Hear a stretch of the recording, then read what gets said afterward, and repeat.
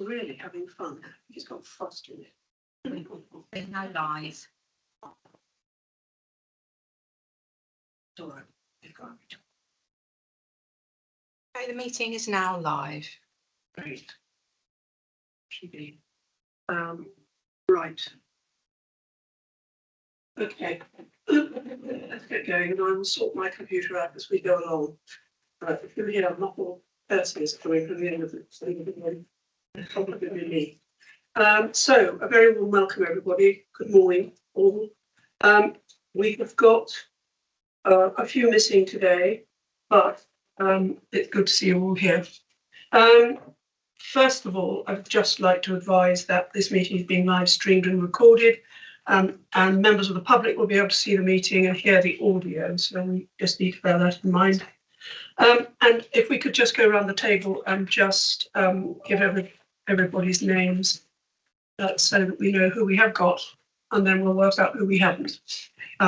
So I'll start. I'm Cecilia Motley. I'm actually not the portfolio holder anymore for communities, cultural, leisure, tourism and transport. I am actually the member for portfolio holder for adult social care and public health. Can we go around that way, Rachel, please? Thank you. So I'm Rachel Robinson, Executive Director of Health, Director of Public Health for Shropshire. Penny Basin, Head of Joint Partnerships, a joint role, Shropshire Telford and Wrekin ICB and Shropshire Council, sitting in Public Health. Claire Sweeney, Manager of the Healthy Lives Team in Shropshire Council. Morning everyone, Si Hardiman, Chief Fire Officer, Shropshire Fire and Rescue Service.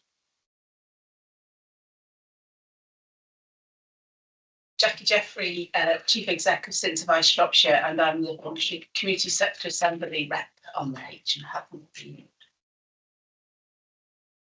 Sorry. Michelle Dulson, Committee Officer. Morning, I'm Louisa Jones and I'm Business Support Lead for Partnerships Shropshire Council. Good morning, Tanya Miles, Executive Director of People, Shropshire Council. Morning, Anna Morris, Public Health Consultant at Midlands Partnership Trust, representing Zafir Iqbal. Morning, David Crosby, I'm Chief Officer for Partners in Care, which is our new trading name since November, so rather than Shropshire Partners in Care. Thank you. Good morning, Claire Parker, Director of Partnerships and Place at NHS Shropshire Telford and Wrekin. Lovely, thank you all. And now we've got quite a lot of people on screen. So can I start with probably some Carla and behind Kayla. Carla. Good morning, everybody. I'm Carla Bickley. I'm the Associate Director for Strategy and Partnerships at SAF, and I'm here on behalf of Nigel Lee, who sends his apologies for today. Thank you. Kirsty. Good morning, I'm Councillor Kirsty Hurst-Knight. I'm the Portfolio Holder for Children and Education. Very good. Are you feeling better, Kirsty? No, she's had a terrible cold. Right, and below. We've got Jess below. Yes. Morning, everyone. Jess Edwards, Public Health Intelligence Manager, Shropshire Council, Public Health. Right, and then we've got Laura. Good morning, everyone. Laura Fisher, Head of Housing, Resettlement and Independent Living at Shropshire Council. Nice to see you. Amanda. Cheeseman. Good morning, everyone. Amanda Cheeseman, Public Health Development Officer, Public Health for Shropshire Council. Great. That's it, I think. Thank you all very much indeed. Right.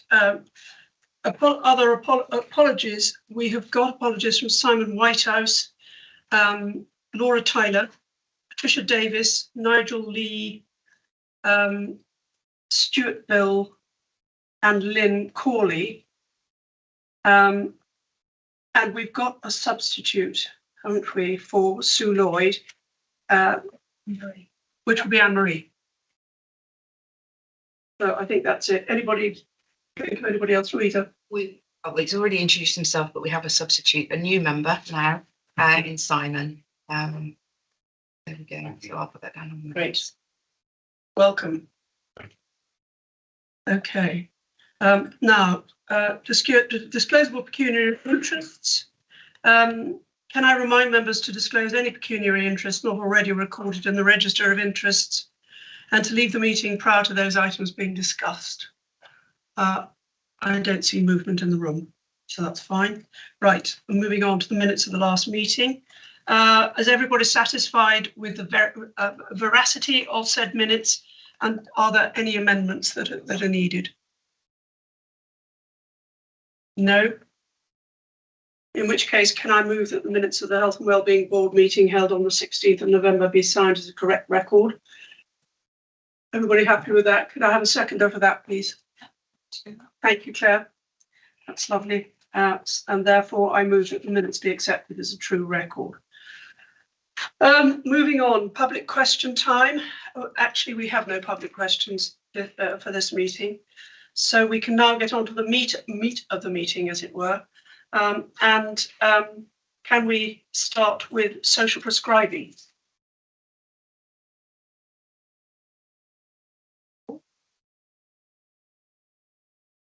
Right. Claire.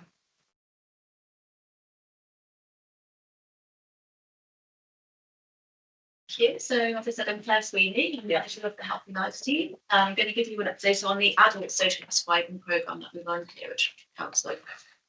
So just a bit of an overview. There's a growing team. We've been growing over the last year or two. There's 47 in the team now. We deliver social prescribing for adults. We have a separate programme as well for children and young people. We also deliver health coaching, and some of us deliver NHS health checks. So we deliver for all of the 4 primary care networks in Shropshire, and that is funded by NHS England, excuse me, and Shropshire Council, plus some additional time that we funded for work with adult social care, which I'm going to talk a bit more about today, and young people and families.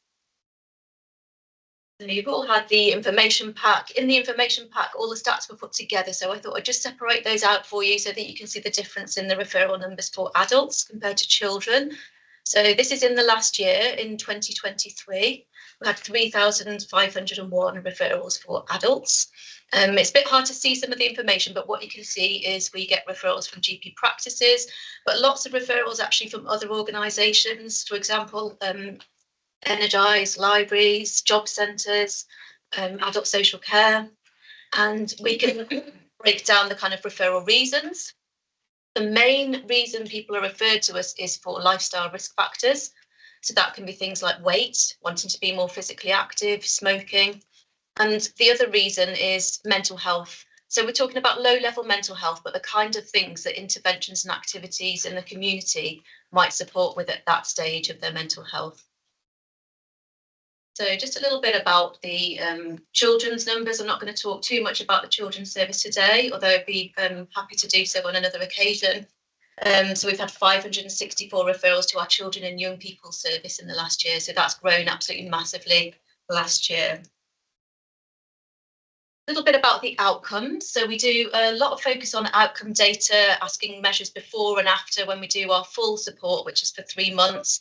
So basically, when you see the greens, you can see an improvement. So we measure well-being. So that's a self-measured score that people give themselves for their overall well-being at the beginning and at the end. And you can see the percentage increase is 67.46% of those people felt an increase in their overall well-being. And then when we talk about concern 1, it's a very personalised service. So it's about asking the person what matters to them and what would they like to work on. And so that's the percentage increase for those people that had an improvement in that concern. So 82% had an improvement in their concern.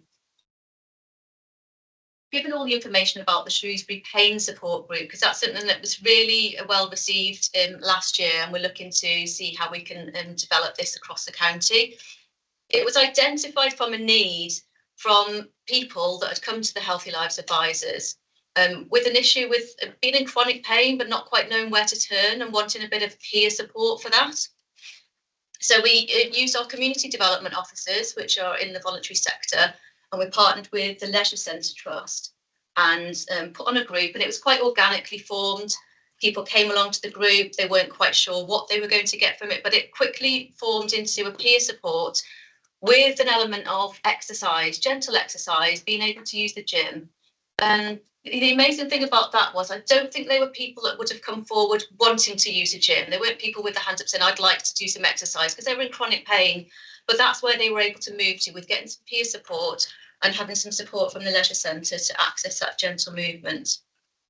And their wellbeing scores increased. So we do another measure called the ONS wellbeing score, and that looks at satisfaction with life, how worthwhile they feel their life is, how happy they are, and anxiety. So the increase in all of those things and decrease in their anxiety. So people are saying things like, this group has changed my life. I've made friends as a result. This is quite an impact for these individuals.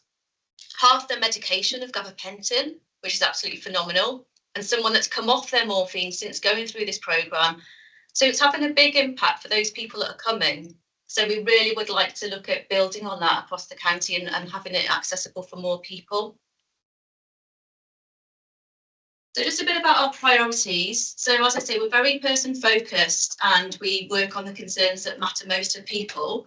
However, we have got some key focuses coming up, and we work with each PCN to focus on what priority they would like us to work on. So these are some of them. So falls prevention, that's a big one for us this year. What we're doing is asking all over 65s about the risk of falls and having a personalised conversation with them to see if they would benefit from a referral to one of our partners, such as the Elevate or the Functional Fitness MOTs or Shropshire Community Health Trust Falls Therapy. So we're partnering with all of those organisations. And so far in 2023, we managed to increase our referrals to Elevate, which is an exercise referral programme, by 16%. And actually, phenomenally, the referrals into that service increased by 129% from primary and secondary care. So a lot of work has been done with all those partners going into secondary care as well as primary care to increase those referrals. So that's falls prevention. Another focus we've got is about the risk of CVD, cardiovascular disease, and looking at blood pressure. So we're linking up with the InHIP project that you may have heard of, where there's volunteers from the Cube going into the community to opportunistically give people a blood pressure check. And we're linking in with that pathway. So those that need a further follow-on and they need their 7-day blood pressure monitored, they would then come to the Healthy Lives advisors in the practices and follow the protocols there to get some further help with that, get some advice. It might be lifestyle advice, it might be support, and it might be further clinical advice if that's required. So on top of that, supporting with the InHIP pathway, we're looking at our Healthy Lives advisors being trained to take the blood pressures as well. So if the PCN would like us to, and some may or some may not, we will be able to do that as well opportunistically. Mention the pain management and support group. So building on the success of that one that I described, we're looking at further opportunities to support pain pathways. And it's not just about the support group, but that is something that we want to grow. Working with MPFT, actually, because they have like a therapeutic side to the psychological element of pain. So we're linking in with that. So making sure that we're not kind of duplicating anything, but how do we complement each other and how do we work together with that? Linking in with physios as well. And the MSK transformation and pharmacists and PCNs. I mentioned pharmacists because of the things like opioid deprescribing that people would be looking at. Okay, it's having a massive impact if it means people taking less medication. And then finally, adult social care. I'm really amazed to do the maths. I had to double check. In 2022, we had 12 referrals from adult social care, and in 2023, we've had 74. So that's 516% increase. But what's led to that is a lot more closer working between the teams, a lot more awareness raising. We also have a dedicated member of staff that about a day and a half a week, she focuses particularly on those links with adult social care, and FPOC as well, linking in with the front door and making sure that where there are people that are potentially on waiting lists or approaching FPOC with a need, where can actually social prescribing support. So yeah, we've had a lot of impact there, and we're looking to to continue and increase that in the next year. So that's all of my presentation. Be very happy to take any questions, and I'll answer as best I can. Claire. Sorry. Okay, so of course, yeah. This is fantastic stuff, isn't it? And this is the work that we're trying to do around integrating and person-centred care and all the things that we're trying to do. I think if I can offer any help around encouraging the PCNs, because we know that unmet hypertension treatment leads to other cardiovascular events and stroke, and that can have a massive impact on a person's life, but also on complex care and rehabilitation and so on. So if there's anything I can do around that to encourage them, I'm more than happy to do so. I wonder if we should have this as a constant update through the SHIP meeting to kind of monitor the impact of it, because I think the growth in it and actually the resource that we need to put into it, we just need to keep monitoring through SHIP so that we can give assurance back to the Health and Wellbeing Board about, you know, how we're managing this and the obvious increase in that. And then the final sort of point is we need to shout out about this. I mean, you might get a lot more demand, I know, but this is really good work that we're doing here. It's obviously having a really positive impact on adults and children's lives. And I kind of go back to that health and wellbeing newsletter about what we're doing and some of the work that we're doing as, you know, as Shropshire and the NHS to improve people's lives and the sort of things they can access before they get into the GP surgeries, into the acute trusts. So, but it's fantastic work there. Thank you.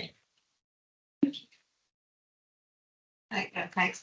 Yeah, I just wanted to add that we are extremely proud of the service. And one of the things that, and I think this has come to the board before, so we haven't mentioned it in this slide deck, but actually I think it's worth reminding that it's a truly integrated service. So that element of we're funded and work very closely with primary care and the primary care networks, where we work very closely with a whole range of partners. It's also funded by Shropshire Council, of which both sides of funding it couldn't operate without. So it's got to such a point now, and it is something around the funding formula from NHS England as well, that the funding pays for the link worker time but doesn't pay for the management. So by doing it together, we have a really holistic service that can demonstrate and put the data and include the data, have management, have Claire's management, team leader time, because as you can see with 47 staff, you need sort of those layers around supporting those staff. And I think it's absolutely amazing that we've had over 4,000 referrals across the service in a year. I think it's absolutely fantastic and something to be so proud of. And also just what I love about that pain management, and you said it, but I just want to say it again, is that element of that. So by a truly integrated service, what you get is the benefit of a reduction in prescribing of opioids, plus huge improvement in outcome for individuals.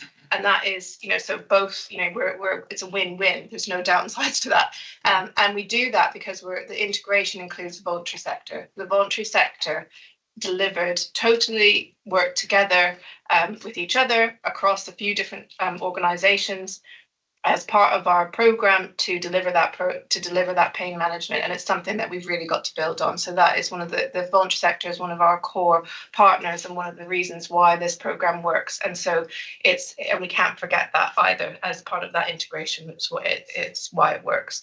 So yeah, I just sort of wanted to belabor those points. Thank you. Yeah, thank you, Claire, and also a huge thank you to Claire because she makes it.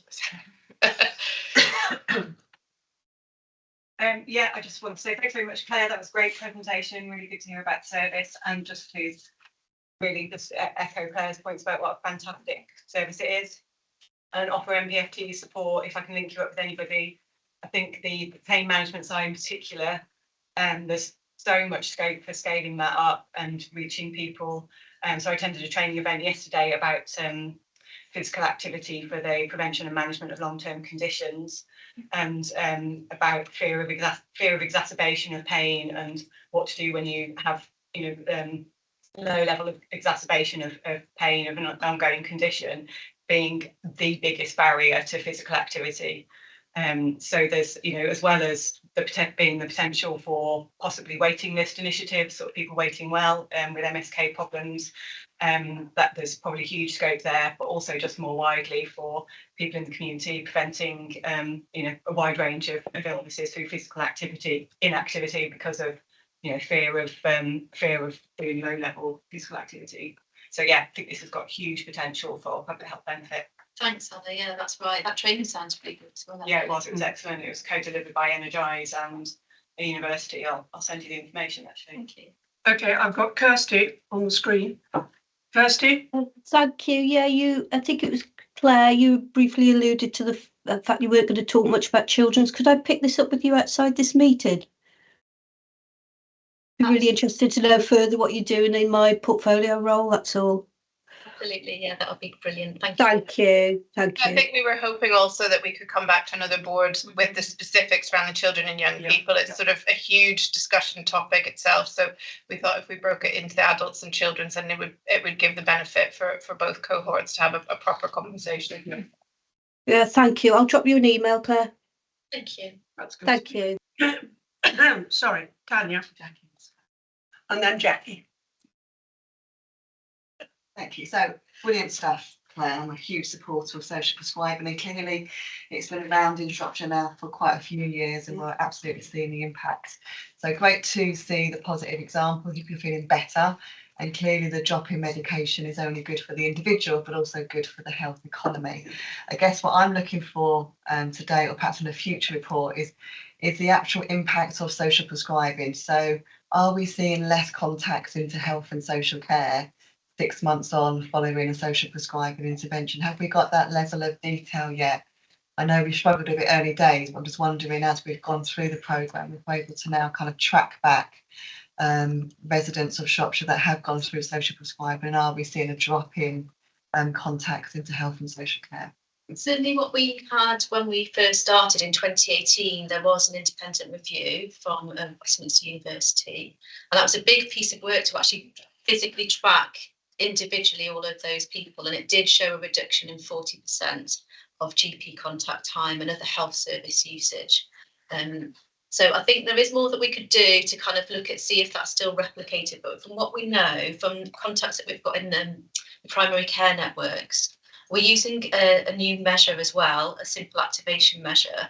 And again, if we can increase activation, that can be shown to reduce contact with adult social care or other health providers. So that's something that we will be able to report on, our increase in activation, which means how well are people able to manage their own health and well-being. So that's something that we could look at. Any other ideas, I'd be grateful for to demonstrate that. Thanks, Claire. Jackie? Oh, that's good because I can follow on from you, Tanya. So as far as the offer about data is concerned, because we're so with my citizens advice hat on, we take referrals from social prescribers, and we have our own impact tool that measures the difference that that intervention's had. So we could link into you on that if that's any help. It's not your my call, but it's certainly a Treasury approved model. So we could do that to look at actually when they've moved on from the social prescribers, the difference they've made. So that's but my comment really is about the status of the paper, and a number of the papers in, and it could just be an oversight because I filled these in too, is that the voluntary sector is clearly a really important partner within the system and all of that. And this paper itself, on the report paper, it says where else has the paper been presented, and it doesn't talk about the system partnership boards or the voluntary sector. So my question is, am I allowed as the VCSA rep to take this paper back and the other papers that have come today back into the assembly so they see it, and you get a wider reach than just my particular focus on things? I think it'd be really great. You discussed it at the assembly meeting last week about how do we, as a voluntary sector assembly and the alliance between the Shropshire Telford and Wrekin and the ICB, how we can see that golden thread of how the sector's been involved. So it'd be really great to be able to have a tick on the voluntary sector bit there. And am I okay to bring it back to my voluntary sector assembly members? I should have thought so. Yeah, we'd love that. Thank you. In fact, I'd say it was extremely helpful, actually, because it seems to me that there need to be new ways into this. And there's not just one way of doing it. Yeah. So I think it would be immensely helpful. That'd be great. Good. Okay. I've got David now. Yeah, great, thank you. Great update. Just a query and a comment. You talked about referrals from adult social care. Do you mean the team within the local authority as opposed to care providers? Yes, that's right. Yeah. Okay. So obviously we represent 260 care providers across the system.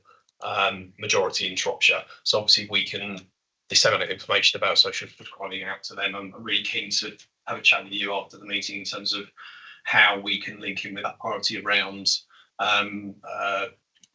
keeping people well in the community, particularly home care providers, domiciliary care providers are the eyes and the ears of the council's social care team. They're providing the care on a day-to-day basis, so they can link in around falls prevention, referrals through to social prescribing. So I think that's a really good area we can look into.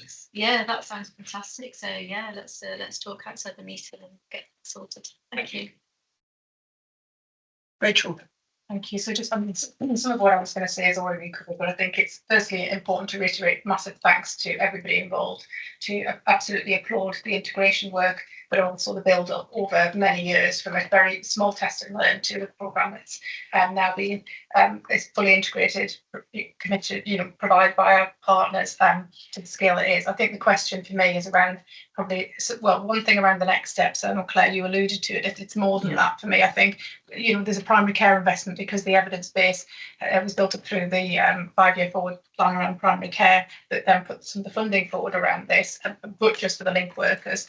We've been constantly challenged on the scale of this because actually there's a how much impact can we make on it? Well, actually it's a relatively small team for the size of it. I guess we keep coming back to I would like to think about how this has a return on investment.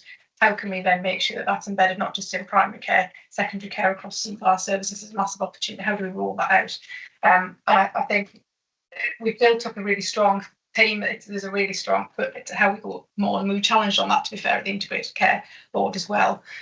So I think there is something about how we kind of put this forward. This is prevention in action. I think notwithstanding that we've got the impact measures, the activation measures are really, really important. I think tiny challenge, we've got the return on investment data. I think we should be making a much stronger case back to the system about, because of the health benefits, particularly on this, but health and care benefits are significant. That 40% on primary care, there is an impact on social care and on other services. So how do we make that much stronger to make sure this is absolutely embedded? And I guess that is a real challenge for us all. But we're showing that how this works, and it's a kind of cornerstone of that shift that we talked about in the integrated care strategy. So I guess there's something in that for me, and I think Claire, perhaps we need to pick that up outside the meeting about how we take that forward. I think the other point just to bring out is, we didn't mention it in here, but we've talked a lot about, and I'm going to talk about rural health later on in the agenda. There's a really targeted approach to this. There was a universal service as an offer to particular groups, and I think that's what is really strong about the service. And if you think about some of the work you've done around rural health, particular farmers, this is about targeting those groups that need the support, that meet the needs of that group, working with the intelligence from primary care, but also some of our own intelligence around the GSNA. So I just wanted to flag some of the work that we've been doing around some of those more rural areas within this, and to make those links back. But again, really important that we do keep bringing this through to the board, that we keep everybody cited on the work, but also with that consideration about what comes next for me. Thank you. Thank you. Right.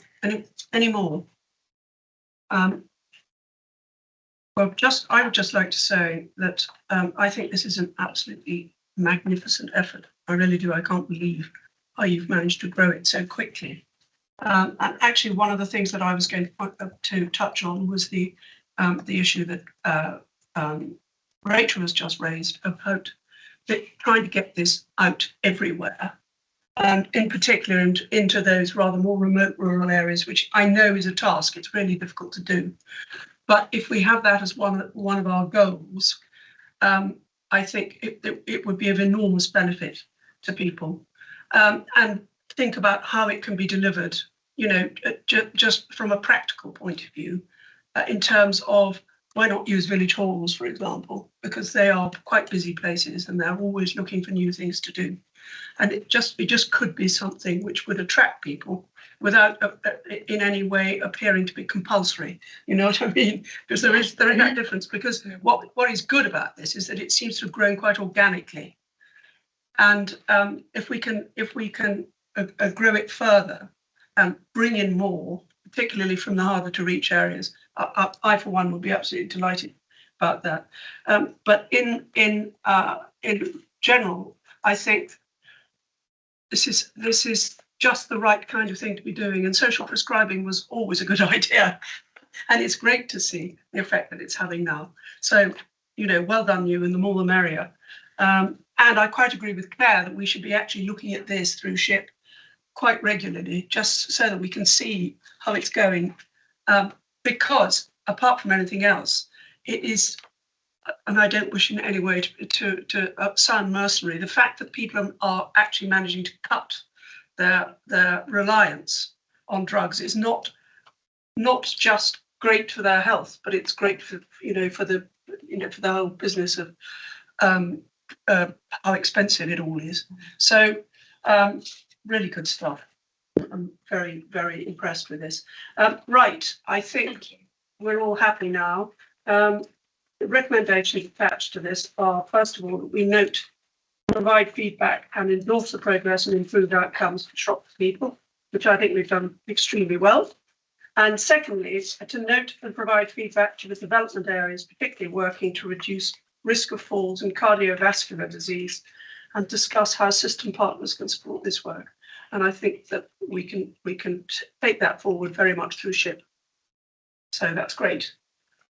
Everybody happy? Thank you all. Right, can we move on to the JSNA place plan update? Amanda? Do you stop sharing, please? Oh, so that, thank you. Thank you. Yes, otherwise we can't see her. She's probably got plenty to share. Louise, are you okay to share the slides, please?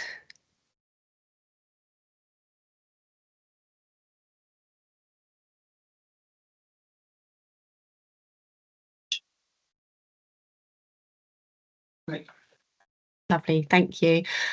Hi everyone, I'm going to give you a brief update on the place-based JSNA only, and we're going to focus on Highley, Ludlow and Whitchurch. Next slide please, Lou. And the why for this, why do we do this?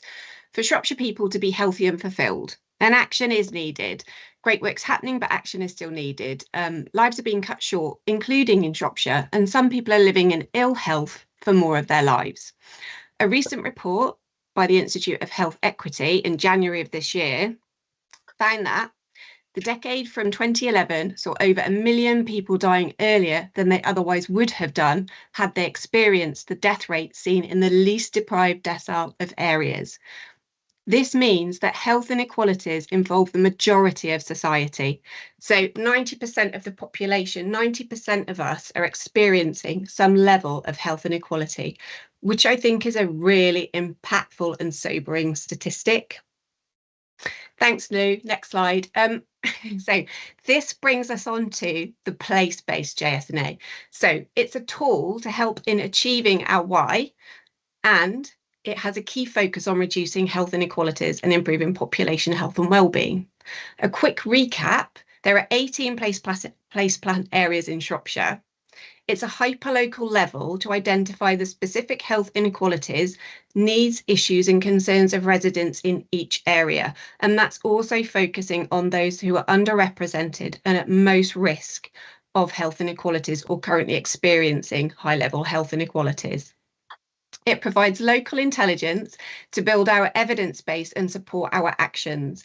It focuses its focus being on the building blocks of health and wellbeing, upstream prevention and system-wide working. Thanks, Lou. If we can move on to the next slide, we're now going to move on to a brief update of 3 place plan areas where we'll look at the action plan stage of the process, highlighting some of the work that's currently underway. Highley being the first, and I'll hand over to Penny. Thanks, Amanda. So we didn't actually know what we were getting into when we started our first place plan area in Highley, but we know now.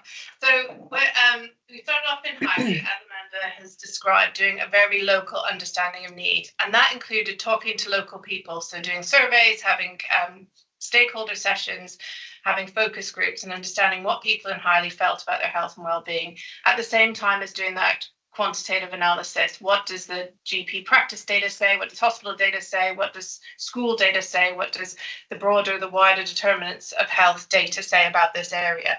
And what we learned was there were some key areas. So Highley is, of the 18 place plan areas, Highley is the most at risk of the cost of living crisis. So that was really a huge kind of red flag for us. We thought, oh my goodness, we need to really understand the needs of the people here. We also understood from the work that we did that there were key elements around access to health services that were a real issue for people living there, and the data backed that up. We also understood that mental health and well-being was something that was a focus for the community, and also that children and young people were at risk there as well, regarding lack of activities and things for them to do, as well as transport being a huge issue in a very rural community with real lack of transport to the closer towns or the bigger towns. So we got together as a stakeholder group, developed an action plan looking at all those key issues, and very quickly, what happened as a result of all of that was that the GP in the area gave his notice on his practice, which was a bit of a concern at first, but turned into a real opportunity. So working really closely with the ICB, we recommissioned the GP services there. Bridge North practice has picked up the services, which is great. So the Highley people continue to have and have had a GP service throughout in the community. But there was also an issue of where could the GP be housed, because there wasn't an obvious place for them to deliver that service. So they're currently delivering at a porta cabin in the Halo Leisure Centre. So again, this is in partnership with the Halo Leisure and a range of other partners to make all of this happen.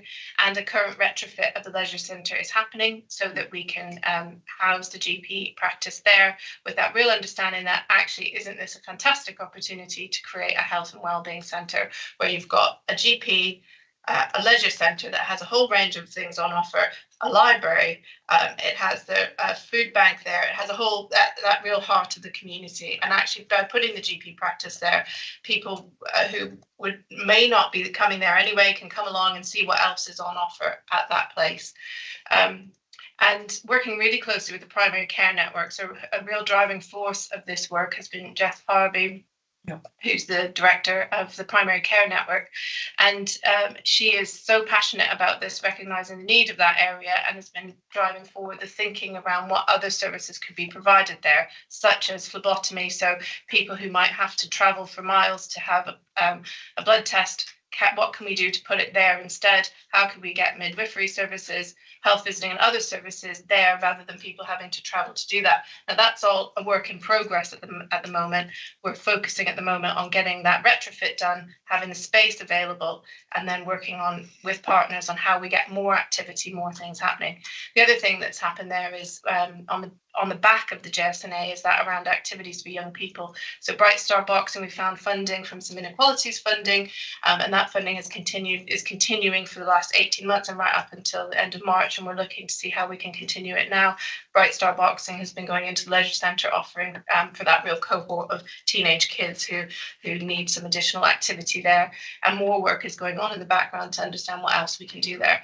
So I guess it's just a fantastic example of when you work together across a whole range of services, voluntary sector, primary care network, GPs, the local authority, what can be achieved in a relatively short amount of time.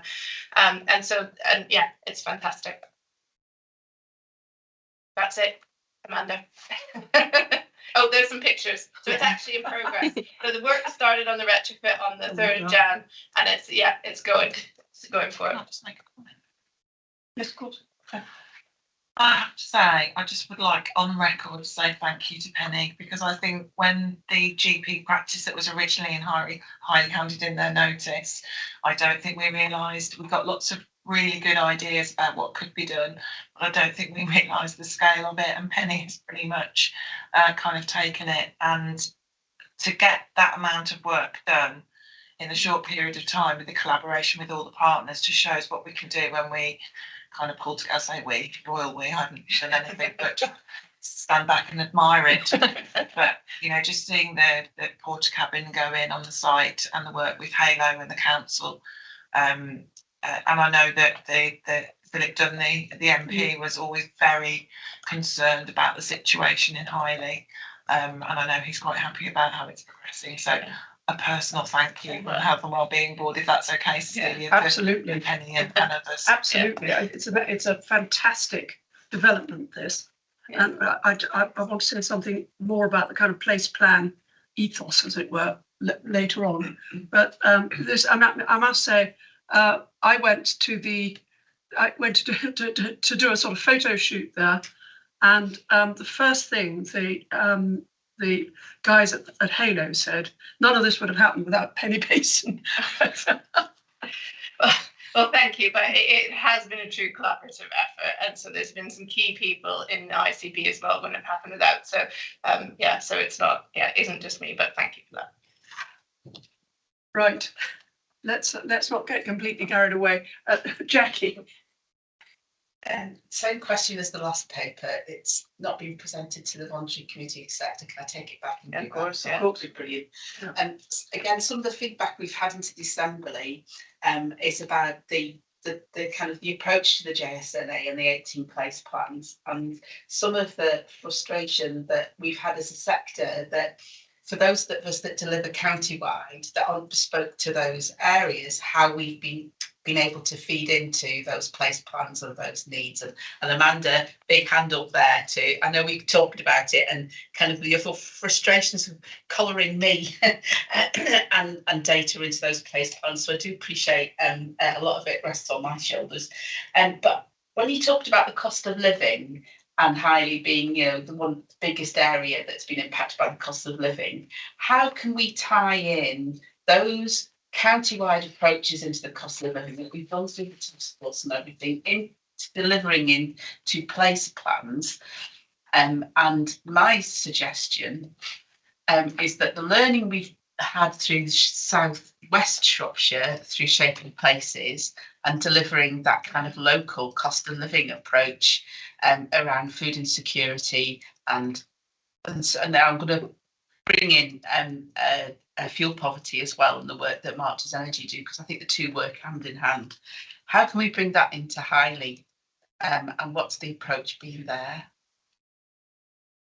Yeah, I completely agree, and I think that we'll, on the back of that, and something that's been in our minds too, is to pick a conversation up with Emily and others, and just think, and the social task force, and think about actually the learning and bringing that across and seeing how we can do more. We have done work around that as part of the action plan around the cost of living, and there is a food bank there, and the focus of the Halo Centre has been having a warm place for people, and we've witnessed ourselves people using it as that and things like so. But there is more to be done, and ensuring that people are maximising their benefits and things like that. So we definitely can do more work with you and the others. Yeah, thanks, Jackie. There's definitely an offer there to do that, and I would just love that some of the approaches that in the southwest could be brought out to the rest of the county, because I think they've been really impactful. So thank you. I'll click on this if it's okay, then I know you've got more slides. I was going to say, the man is not done. I'll be super quick. This is also important, isn't it? Because we start with the statutory duty, which is to produce the GSNA, which can be a document that sits on shelf. That's never been our approach in Shropshire. We recognise, and this links so many agendas together. So it's not just about data collection. It's about this is an intervention in itself. And what you demonstrate through. So we go into an area, we understand, we engage with population, key stakeholders. You develop an action plan. I think what you're describing here is a prioritise. The first thing was absolutely get primary care. Need to talk about then the children's activities, the cost of living, bringing in those, and this is a sustainable approach, because everybody takes it for themselves. It's completely integrated. Everybody's got a role to play. It's not Shropshire Council leading or the town council leading. It's actually everybody coming together to bring in income from grants, because you know what your priorities are. This is, for me, there's so much in this that just shows the level of how we can join this all comes together, and how we can we are hitting so many of our agendas, I suppose is what I'm saying. It takes excellent leadership. I know you're pushing that with Penny, but echo the thanks to yourself and the teams who just a huge amount of work. We can't underestimate that. but absolutely fantastic leadership, collaboration, integration. And we talk about these things, but this is a real practical example of that happening. Highly was the first test site. As you said, we went in there, didn't really know what we're doing, and the scale of it's and we're replicating that across the county. I think the feedback is we want to do more of it at pace, and that takes capacity. So this is a managed way of doing that. But massive thanks to everyone. Just wanted to make those connections back to what is some statutory responsibilities, some key priorities we've got. But this is where you see that happening in a rural county, in our localities, representing local need, and what comes as a needs assessment, we can start to show the impact and actually actions and outcomes. And I think it was about 6-9 months ago we first talked about. Well, we talked about the GSNA, we then talked about Highly, and you start to see it come through. And then we're going to give some more examples now of where this is happening. But just to reiterate that thanks, and just to try and just to knit some of that back together. And yeah. So I'll sort of thank you. Carry on, Amanda. Go. Well, lovely. Thank you all that, and Rachel, that was very fantastically summarised there, of what we have in fact been doing and what we are still doing. And it is a learning process. And I think as we move along, we keep developing and we keep sort of, becoming sort of more efficient and effective and swifter, and it's a better product each time that we're producing. But yes, it takes time to sort of launch these action plans, and there are other actions on these plans, and we're sort of going through that in a sort of priority fashion. Ludlow is the 6th place plan area that was launched. The stakeholder event took place in the end of November of last year. And working together, the following has happened. This is really exciting and positive progress again. The youth centre is going to be the first test and learn site for the multidisciplinary hubs in Shropshire. It's going to house, a multitude of partners, which is really exciting and positive again. And it's going to look at not just obviously the whole approach to health and wellbeing. So again, that holistic approach, and it's going to help with access to services, and those services that are obviously, upstream in that prevention strategy and that prevention sort of lens that we're very much focusing on. And again, the voluntary and community sector are absolutely key to that. In fact, the newly formed Ludlow and Area Community Partnership, I think, are driving this forward. And we've worked on the Ludlow place plan area in close partnership with Ludlow Town Council, especially Erica Garner and Di Lyle and Darren Child. So it's been a real collaborative approach to this, and really strongly supported, which is fantastic. As part of the engagement process, a few of our workers have done some fantastic engagement work in the Sandpits area, which is the most deprived area in Ludlow, really building those relationships and that trust, and that open communication. And those residents feel that they want to share their experiences and what they're going through with us, and also feel that they're listened to, and actually that they're supported, and that isn't going to just, they're going to say something and never then hear anything back. There's some brilliant work happening in that. We're looking at sort of working with partners, including the police, the voluntary and community sector, housing, to get support for access to services, but also support for key issues which are very concerning around antisocial behaviour and drug use within that area. As well as understanding and support for the availability of burial sites for our Muslim population in Craven Arms and Ludlow. What would I say? And also within Craven Arms, and this is going to be picked up in the next place plan area to launch, which is going to be Craven Arms along with another couple, looking at sort of a multicultural burial ground. So that's really interesting and exciting work that's currently underway in the early stages though. Next slide, please, Lou. And this is just some pictures again, just to highlight sort of the work that's going on in Ludlow. And I'd just like to bring your attention to the next slide, please, which I think is really, I think this is really impactful, and this goes back to that, the lived experience expert. So this is a resident from the Sandpits area, Sarah. She has given her consent for us to share this information and to share her name. In fact, she also delivered her story at our stakeholder event, which was, again, really, really impactful and so interesting. And actually, a lot of people have fed back that that was something that has stuck with them and that they've taken away from the event.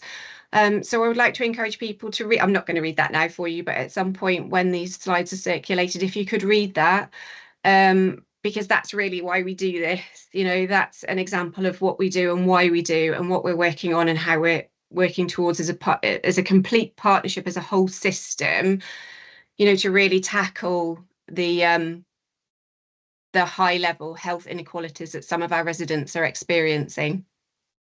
Thanks, Lou. If you can move on to the next slide. And Whitchurch, which is the 4th place plan area that was launched, I think in 2022 and also went over into 2023. The following work is happening. There was information that came out of the survey that said, again, potentially access issues with GPs and time for waiting for appointments. So we sort of really looked at that and got some more information. And maybe it's also about raising awareness of what our pharmacies can do and where they can support, and that they can in some instances be the first port of call. So with this, we're looking at producing, it's almost finished, a hyperlocal video which links in with the Think Which campaign that our ICS colleagues are doing across Shropshire, Telford and Wrekin to raise awareness of the support that's available in a local pharmacy. We worked with the Green End Pharmacy in Whitchurch, so it'll be really good when that's launched to see what impact that has on residents, and sort of maybe that behaviour change of going to a pharmacy first and seeking support there, so they're getting the right service at the right time, and to obviously maybe remove the blocks that are on the system at the moment. Also, again, cost of living came up in Whitchurch as quite a big concern. We've had an event at the local job centre there that the job centre put on with partners, of which we were one, and that's led to the development of health checks, which are going to be within the job centre 6 weekly from February 24, which is really exciting because it's not just about that health check where we're going to be doing a blood pressure check, but it's also about that holistic conversation where cost of living but other support will be brought in as well. But that will also give us, again, that local evidence and the local data to come back with about what is happening, what's happening, what the need is, and what impact we're having. So that's really good work moving forward. And again, the family and community hubs are in development in Whitchurch, multi-partnership again, to offer that further support, that holistic support for Whitchurch residents. And we're aware that obviously the Civic Centre is closed at the moment. So the consideration of alternative places for library services in combination with the delivery of community and family hubs. And a lot of options are currently being considered, and that's going to be sort of as part of the place-based JSNA action plan for Whitchurch. And I think that's it. Thank you very much. Absolutely fantastic. Thank you very much indeed. Now, can I open it up? Any comments? Yes, Simon.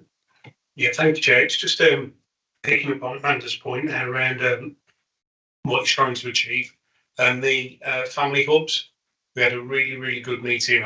Rachel and myself have spoke previously about how we can create those links, because we've got 23 fire stations in probably some of the rural areas that you're trying to target. So it feels like a real good partnership there. I met with Mel and colleagues from my team yesterday, and we are fully supportive of the One Public Estate meeting on the 29th, I think, where one of my area commanders will come and show what we can offer as a service into that. But really excited by the profiles and how we can work together around that. Great. Thank you, Chair. Thanks very much. Jackie. Sorry, I'm talking a lot today. Amanda, you talked about the community family hubs and the impact of the civic centre closing.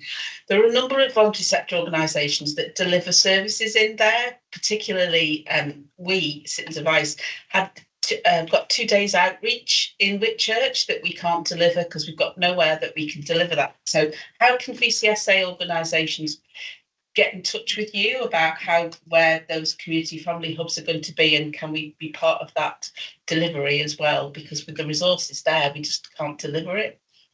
Absolutely, Jackie. I'm really happy for you to share my contact details and for people just to contact me directly. I would be super happy with that and welcome that. That's a really valuable point. So thank you for raising that. But yeah, just tell them to phone me, email me, whichever. Thank you, Amanda. Hi. I just wanted to say, first of all, I love this approach. I think it's fantastic. It's really impressive. It's great to hear about it. Really truly holistic and really good co-production with the communities and with partners. I just wondered if there's, linking back to the last item, whether there's plans to include social prescribing in the developing services in these communities. Do you want me to take that one?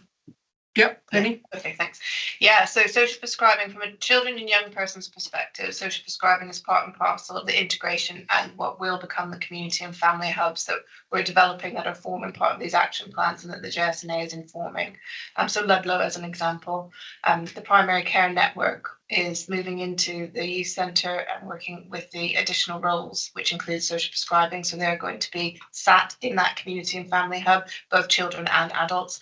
So there's a real emphasis, there has been, around children and young people and that integration work around them being part of it. The next stage for us is to really start to look at the adult side of the world and see how the social prescribing can sort of be that, because I think social prescribing is a very preventative, but it also can support in complex cases, not to take over a case, not necessarily to be the lead provider in a complex case, but can really make that additional offer that can reduce need for services. So it's about how we work collaboratively, but it is part of the plans, absolutely. Yeah. Yes, Rachel. Thank you. So just again to kind of come back on this, I know I've made some of the points there. I think as a health and wellbeing board as well, you know, we're going to sign off hopefully the prevention framework later in the action plan. This for me is where One Shropshire fits into that. So this is our holistic approach to an area, bringing together local care, bringing together various services within an area, the community, it's co-produced. This is what it is in reality. These examples of this, it starts with the evidence base of your JSNA, what you need within an area, and then you start to align services provision around hubs, spokes, around developing around what's already there, and it's not owned by one organisation, it's owned by the community itself. So I think it was to make some of those kind of links back. I think there's a question probably for us, and it comes back Dr. to your earlier question: how do we keep promoting this? How do we make sure that it's sustainable, that people are involved, that we're obviously there's only a certain amount of resources in place we can go up, but how do we get more and more people involved and to lead some of this? Because it's ours. It's not one organisation's. It's everybody. So is the question back about, this is a really central approach. It brings together so many programmes of work and so many opportunities and ways of working that so it's a way of delivering that. It's not just about one service or one outcome. We bring it together. So how can we get behind that? How can we make sure it's sustainable? How can more partners? How can we make sure we're involved? So I think that's probably just what, and I think specifically the question around which churches at that working group, we need to make sure through Amanda that we've got that working group, and that's how we want to work in each area. We've got the right people on that group to sort of drive the right stakeholders to drive that forward. Yep, thank you. That's good. Carla's got a Carla. Oh yeah, a really fabulous piece of work, isn't it? That demonstrates really where we're going, and it's at the heart of what we want to be doing as the Health and Wellbeing Board. So congratulations to you all for that. I think my points were probably just covered by Rachel. We've got the intelligence, haven't we? We've got the data. How are we now going to move forward, I guess, and expand this across all of our areas and all of our communities, linking all of the programmes of work that we've got up and running in place? Are we utilising that? And how, as partners, can we all come together to inform our transformation agenda, I guess, for the system? Because it touches on so much of the work that we've got going on already, doesn't it? So it's how are we going to coordinate that to be able to move at pace and provide the capacity and the support to deliver some of the excellent work that you've done already across all of our communities. Penny?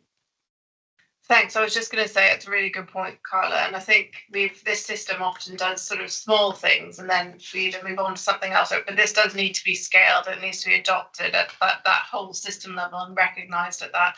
And I just wonder, Carla, do you think SHIP would be a good place to do that? Because I think we need to. There's imperatives from NHS England around developing integrated neighbourhood teams. Well, we're doing that. They're not called integrated neighbourhood teams, but actually we need to recognise that we are doing that, and we need to develop that holistically rather than having different things happening in different places and resource being used kind of in a scattergun approach as opposed to resource coming together and recognising that collectively we can deliver some really good stuff. So completely agree, and I think it might land at Ship and that neighbourhood working group. I don't know what you think. Now, I think that would be excellent, wouldn't it? Because that is the forum for us to start to really move forward with some of this work at pace and align some of the work that's currently going on, so we're not duplicating and we are utilising our resources appropriately from all providers, I think, to support this programme of work. Yeah, I mean, I agree with Penny. I think Ship feels like the perfect place for this to land, and with the governance changes that the 2 place-based partnerships will report directly to the ICB, I think it's really important that it's integrated neighbourhood teams work. It's an integrated approach, isn't it? By not wrapping all of the sort of the governance and the NHS and the local authority around it, it's organically grown because it's enabling people to do it and not suppressing that kind of innovation. So I think we've got a direct route up through to the system board to talk about that when Shippen reports into that, and I think we can then monitor and shout about what's happening, because I do tend to hear sometimes that because it's not going directly to the board, nothing can possibly be happening, and yet absolutely lots is happening.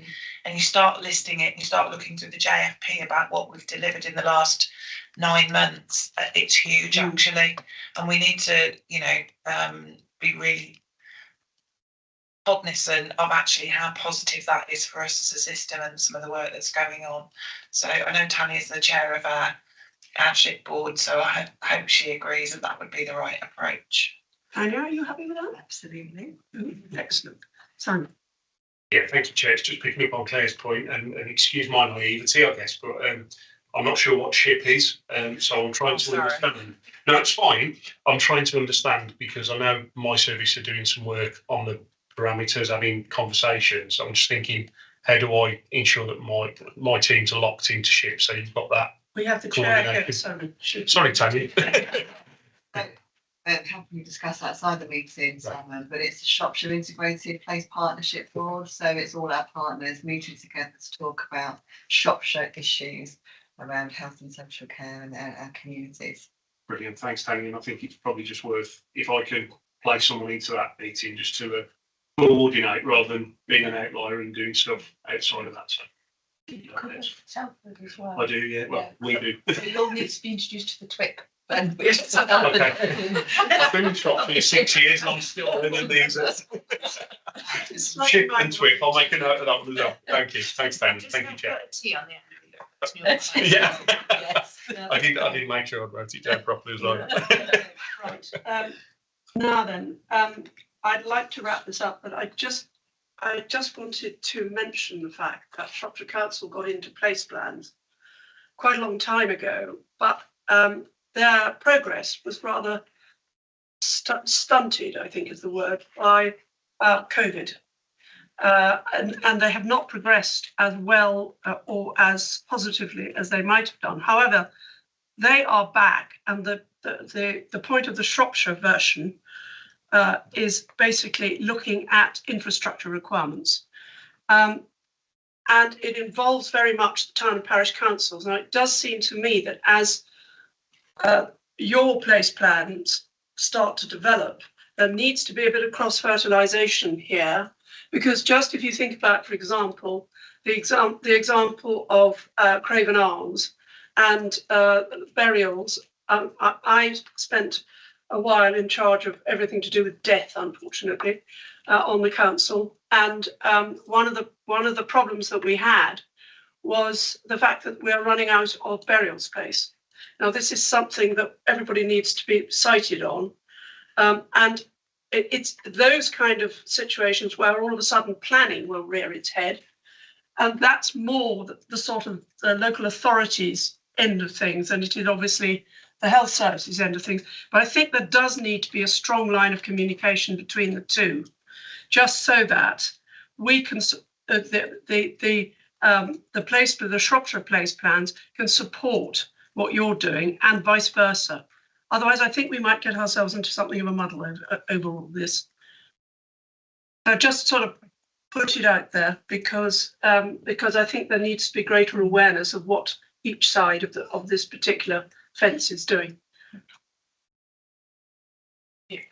Don't disagree at all. And we have had initial conversations with the teams to make sure that they're aligned. I think we've continued. I think there is something for me around raising the profile around some of this work. I think we've talked about it kind of in a health setting and where it actually, the work that is being undertaken, the breadth and how this is part of the foundation of a lot of the work we need to do. So I think I agree that there's more to do on that. Yeah, we absolutely believe in this, feel that this health and wellbeing is everything and includes infrastructure, and it's absolutely critical, particularly in a county such as Shropshire. I think that all the help we can get to ensure we align it and the messages, and that this is absolutely a critical part. It's really, really important, and this shouldn't be out with. It's the foundation of what we do, and we have done work to align some of this. And of course, there's always more we can absolutely do. But I think that we need to do more insofar as this actually brings in the town and parish councils as well, which I think will be essential to helping support and push forward your place plans. So the more joined up thinking we can do on this, the better. Yeah, totally agree. And just to add, I think this particular issue really helps us highlight multiculturalism and inequalities as a key issue that is a very live issue for Shropshire. It's not somewhere else, it is here, and we need to embrace and celebrate our multiculturalism and develop it, and burials is part of that. So I think it's a really important one. Yeah. And also, Craven Arms, although it's a small town, it's very multicultural. Yeah. So, there's a lot of work we can do with them. So I hope that we'll move on to Craven Arms at some point. But anyway, thank you very much indeed. That was a great report, very positive. I'm absolutely delighted that you're working in Ludlow now. Just because I happen to be down, I'm a southerly representative, as it were. So I think this is great stuff. Where are you planning to go next, Amanda? So the next place plan areas to launch, and that's going to be sort of around middle of February, is going to be Craven Arms, Church Stretton, Bridge North and Clibbury Mortimer. We're launching 4 together, but they're treated as very separate place plan areas. So it's treated as if we're just launching one at a time. But to obviously, to meet our deadline requirements, we're going to launch 4 at the same time. And just to say as well that we are reaching out to town and parish councils within all of those areas. Right. Several have come back to me to say that they want to meet, they want to discuss, and obviously that's the first step for the engagement. And then they know their place is the best, so it's how best to engage with those residents. So it's not just actually, when we're looking at Clibbury, it's not just the centre of Clibbury, we're looking at all of the parishes around, because actually that's where the majority of residents are. So we're trying to make sure that we are reaching, or we're giving the opportunity for those residents to tell us what they need with their health and wellbeing. And then obviously that close work with the town and parish councils. So we're really excited about that. And that's something that we're developing. So absolutely, Cecilia, we're really trying to make that happen. Sorry, just a very, very quick comment about Clibbury. Obviously, trying to park in Clibbury is a massive issue. But a lot of our patients don't flow into Shropshire Health Services. They flow into Worcestershire because they're so close to the border. So it's probably just worth obviously linking up with some of that. We can help with some of that. Yeah, brilliant. Okay, that's been a really good discussion. Thank you all so much. Very helpful. It's marvellous to see all this taking place. So I've been dreaming of it for years, and now it's actually happening. Wonderful. Right now, we move on to transport, but I don't think we have got Andy Evans. We have. Are you there, Andy? Hi, Silly. Yes, I'm here along with my colleague Richard, who I'm sure you're familiar with. I am familiar with Richard. Yeah. Very nice to see you both. And you too. Nice to see you all. Give us your update. Yeah, we've got an update. We've got a presentation, which I think Rich has got some slides. I don't know whether you can see them at all if Rich puts them on the screen, but...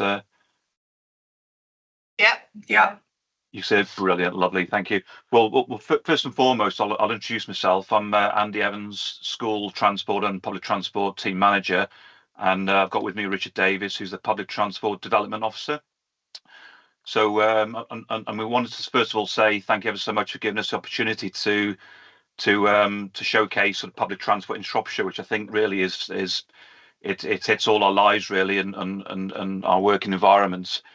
And I think public transport is going through quite a critical period at the moment since COVID, which we'll touch on shortly. But it's just generally just give people an overview of what transport is like as of today. And if Rich just goes on to the next slide, please.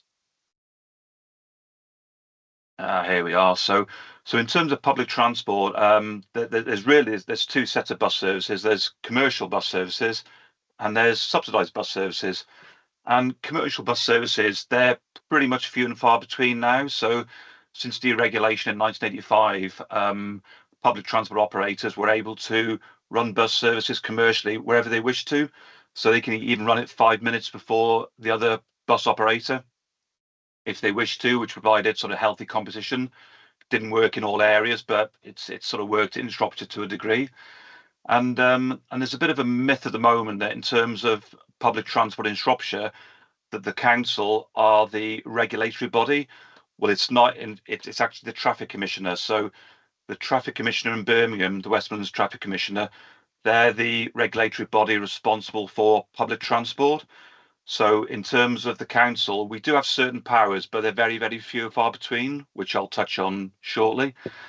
So if there's any bus service that need to be ended, and we're quite pleased in some respects that ever since COVID and all the pressures that the bus operators has experienced, then we've not actually cut any bus services in Shropshire in the last few years, which unlike other authorities they have done. But if they do need to cut any bus services, they need to give at least 60 days notice to the traffic commissioner. So unlike school transport, where it can be done quite quickly, with public transport, there is a set procedure. So it's normally about 60 days. So if I go on to the next slide, please, Rich. So I mentioned commercial bus operators. So many years ago, there used to be roughly about 80% of services were subsidised by the council and maybe 20% were commercial. That is now increased to probably about 97% are subsidised and then maybe 3% are commercial. So the contracts that the council subsidise, as you can see here, we normally step in where there's a gap in the commercial market. So if there's any bus operators that feel they can run a route commercially and there's a healthy, strong bond there, and they're picking up in places whereby people are using the buses, they'll run it commercially. But if they can't, and we feel there's a need to provide a bus route, then we'll step in and we'll tender the route and we'll award that to the successful operator. So there is competition there.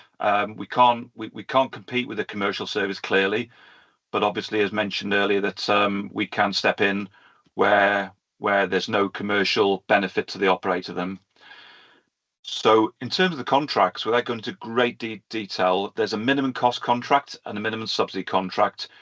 And generally, the minimum cost contracts are where the council take the fair risk, for example, park and ride. And the minimum subsidy contracts, which are mainly commercial, that's where the operator takes the fair risk. So say, for example, the Shrewsbury Park and Ride is a minimum cost contract. If we get one person travelling on the bus, the council pays a lot more money than if there's 50 people travelling on the bus. So it's up to the council with minimum cost contracts to market it, to encourage more people to travel on it, which then ultimately reduces the cost. The regulation, as I mentioned earlier, the regulatory body is the West Midlands Traffic Commissioner for this area. The operator holds the registration to every single service that they provide, whether it be subsidised or commercial. And at the moment, the council is spending roughly about 3.5 million on those subsidised bus services. So it's quite a lot of money. I think Rich will touch on shortly that we have had some grant money from COVID from the government, which we've allocated to bus service at the moment. And I just wanted to mention as well, which isn't on our slides, but I could see that Carla was on the call earlier from the NHS. We are working closely together with the NHS with regards to a shuttle bus service from the Oxon Park and Ride, which is at the moment, because of the challenge on the car park at the Royal Shrewsbury Hospital, we procured a shuttle bus, which the NHS are paying for, SAF, but we're assisting them with working with them closely just to transport the workers at the moment. But we're opening that up to contractors, and then eventually, hopefully, it'll be members of the public. So I just wanted to mention that as well, which has been a close partnership work in there. So I think we're on to the next slide, which is which I think is community transport. So again, a very important part of public transport. There are community transport groups in Shropshire. I believe there's about 9 at the moment. So we do award them grants up to £500,000. We do within passenger transport. We've got a dedicated community transport officer who oversees the community groups and liaises with them on a regular basis. We share best practice, innovation, and realise the benefits of working with them collaboratively. And thankfully, we've got really good volunteers that help in that area. So they're a great benefit to us, especially in the rural areas where there's no current public transport at the moment, which we're working on. Okay, and then I think over to the next slide, please, Rich.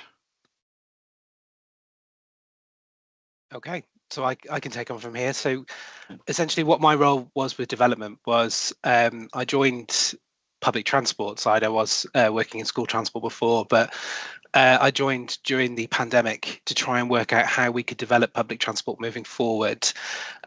Shropshire presents quite a challenge from a public transport perspective. It is obviously one of the most significantly rural counties in England, which poses a great deal of challenges for us in terms of what operators' investment is ever going to be.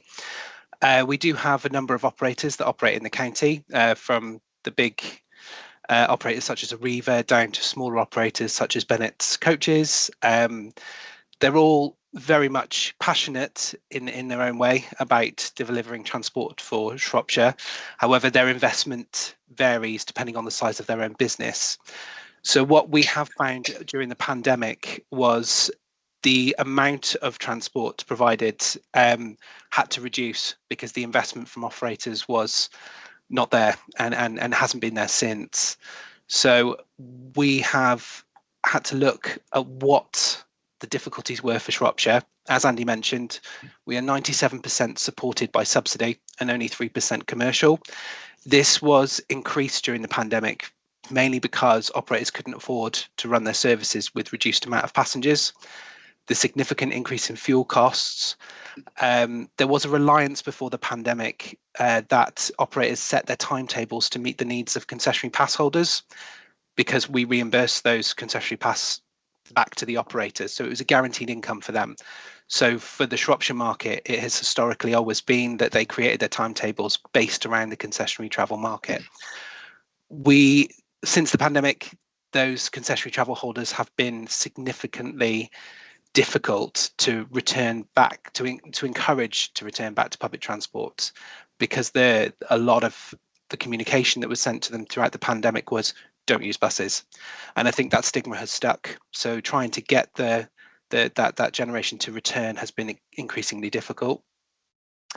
Operators have reported that about 75% of passengers have returned since the pandemic. Even now at 2024, we're 2 years pretty much after what happened, we're still kind of recovering from that.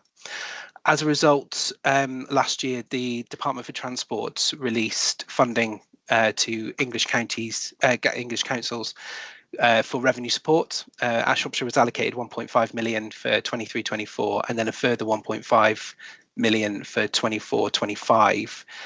As you can expect, we've exhausted this pretty quickly because everybody needs, all the operators need some sort of funding, and that goes along with what Andy said. We've used that money to make sure that we've kept all the routes active, but it means that there isn't enough money to invest to improve. We are just keeping what is there alive, basically.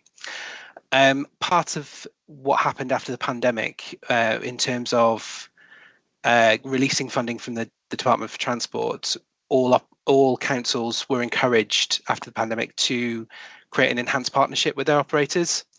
So what this was is a group that's formulated between ourselves, all local bus operators, community transport operators, and volunteers such as the Shropshire Bus Forum that is created specifically for passengers. We have to form a group and an alliance that agrees everything moving forward. The reason why we have to do this is that is the only way that we can release any further funding from the DFT. Now, Shropshire was successful in doing that. We have got all of our bus operators and community transport operators signed on, and we meet very regularly to discuss all the changes, discuss all the challenges. What we have realised, though, is that Shropshire Council is going to have to lead on the development side and the investment, because it's not something that the operators are willing to do. It's too risky for them. So we will have to lead on the investment side financially. In turn, means that we need investment from the Department for Transport. And as such, at the end of 2021, the Bus Back Better campaign was released by the then Prime Minister Boris Johnson to ask all local authorities to create a bus service improvement plan. And this needed to be submitted in October of 2021. What this did was allowed us to create a shopping list almost of how we were going to improve public transport. Now, for urban authorities such as the West Midlands or Manchester, this was very easy because they've got a well detailed and thought out network. But in Shropshire, this is very difficult because we believed it had to break down into 3 elements.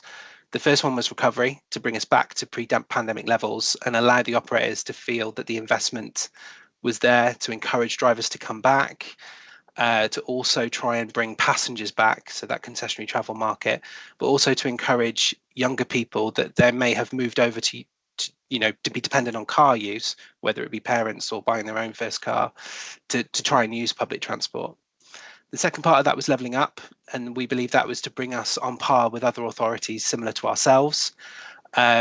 So we did quite a lot of research with similar rural authorities to try and find out what was the best model for Shropshire. So more increased frequencies, improved town services in a lot of our market towns outside of Shrewsbury, so such as Market Drayton, Oswestry, Ludlow, etc. More affordable fares. That has been a considerable concern for us, and it has been raised by passengers, even from Bus Users Shropshire, that fares prices across the county are all over the place depending on operators, which is not great for people trying to get in for education, get in for work. Your prices can vary depending on who you travel with. And more important, and also importantly, was updating the information, getting information out to people, whether that be on the roadside or whether that be digital. We did do a passenger survey at the time, which was Shropshire wide, in which that came out as one of the top priorities is information, more digital information, which is something we're looking at. And then building back better. How can we improve on the public transport network moving forward? What can we add on to it to bring it up to a perfect standard? That was trying to provide transport in areas that currently have nothing. So whether that be a demand responsive transport model, more eco-friendly buses.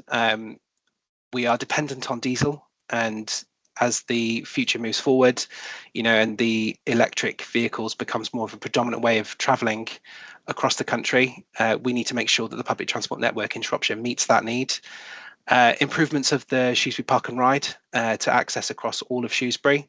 At the moment, it is very much focused on travelling into the centre of town, but Shrewsbury is a very large urban area, and there's places outside of the town centre, such as the hospital, retail parks that need to be accessed, and so we're trying to work out how to link through that.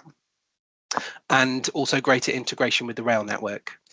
All in all, this bid came into 98 million, and like a majority of rural authorities in the country, we were unsuccessful.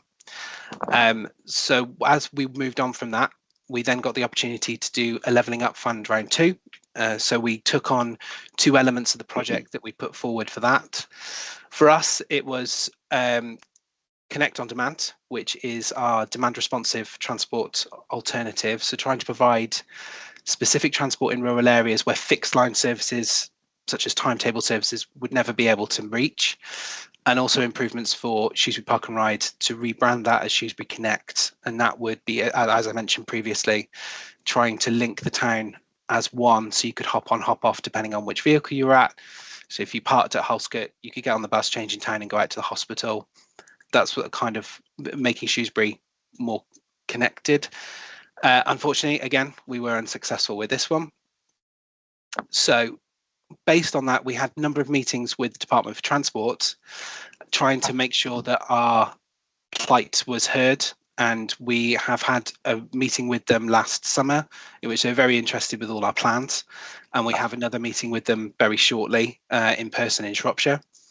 One of the things that come out is they would invest. However, they want to make sure that some of these projects have started and Shropshire Council has invested in them to begin with. So we took that information on board, and we have taken the leap in creating our first demand responsive transport provision ourselves. So Connect on Demand launched in December of last year. It is run completely by Shropshire Council, and it's run by our fleet department down at Longdon Road. We have used an area south of Shrewsbury and Pulverbatch, and what we're offering is transport 7:30 a.m. till 6:30 p.m. Monday to Saturday. You can book using an app, or you can book over the phone. The price is £2 standard fare for any adult over the age of 20, and £1.50 for anyone aged 6 to 16, and free for anyone under 5 and for a concessionary pass holder. We have launched our own booking. We've got our own booking agents in the office as well, so it's all done via our own team. What we offer is the zone in South Shrewsbury, which I will show you in a second. You can go anywhere within that zone, and also within the second zone, which is Otley Road, which is around Percy Throwers, so an area which has had no public transport. So what we've tried to do is have a rural area and an urban area to see where passenger numbers would come. The drop-offs outside of the zone, if they choose to go, would be the bus station in Shrewsbury, the railway station and the square. We have seen that majority of people wish to go to the square. That has been probably the most popular, which helps us when we're trying to plan further zones.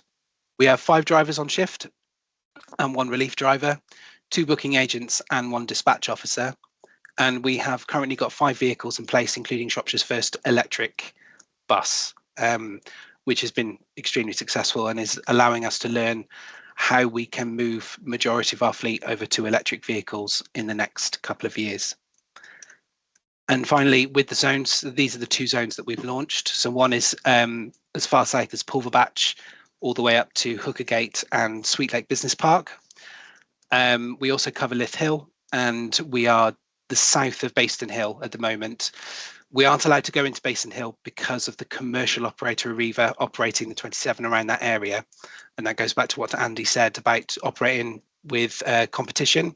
We have to work in partnership with these operators and make sure they understand the benefits of why we're operating this, but also we don't take any of their passengers as well.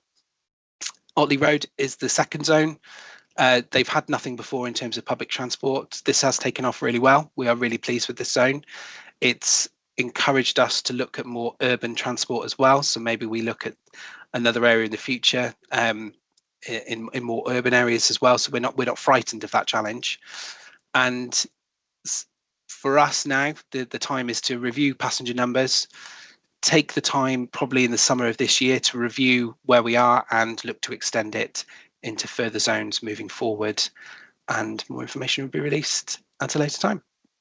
And that's it. Thank you very much. If anyone's got any questions. Yeah, thank you so much, both of you. I went on the journey, as it were, with Richard and with Andy, because I had that portfolio for a while. And I must say, it was immensely frustrating. Fulfilling as we thought we had all the requirements of the Department for Transport, and then constantly being knocked back. But they are a determined lot, and they just have kept on going. But it's still a difficult position for our transport team to be in, and frustrating. But at least they don't give up, they keep on going. So that's a good thing. Any questions, comments? Penny? Thank you. Thanks for the presentation. It was really helpful, and it's really helped me understand also the complexity and the kind of world within you work. It doesn't look very easy. So thank you very much for that. I just wanted to highlight that the transport, and sorry, one thing to say is that for me personally, I live in Shrewsbury, and a few years ago, I sort of did a little test, and it was more expensive for me to get a bus to work because I'd have to get 2 buses, and took 5 times as long than it was to take a taxi. So there is, I think it is really difficult understanding that it is, that there's a cost implications and you need to make it viable, but equally people, what people's choices that they'll make will be based on cost and time and all of that kind of thing as well. Really what I should just be doing is walking to work, but that's another story.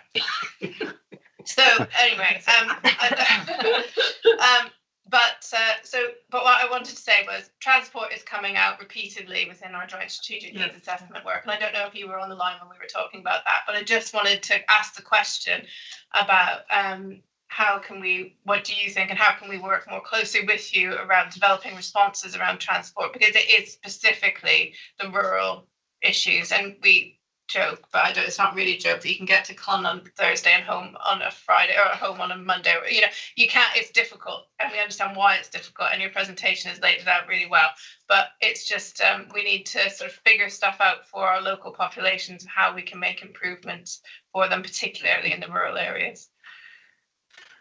If I go back to your first point about the cost, we have looked to address that with the DfT.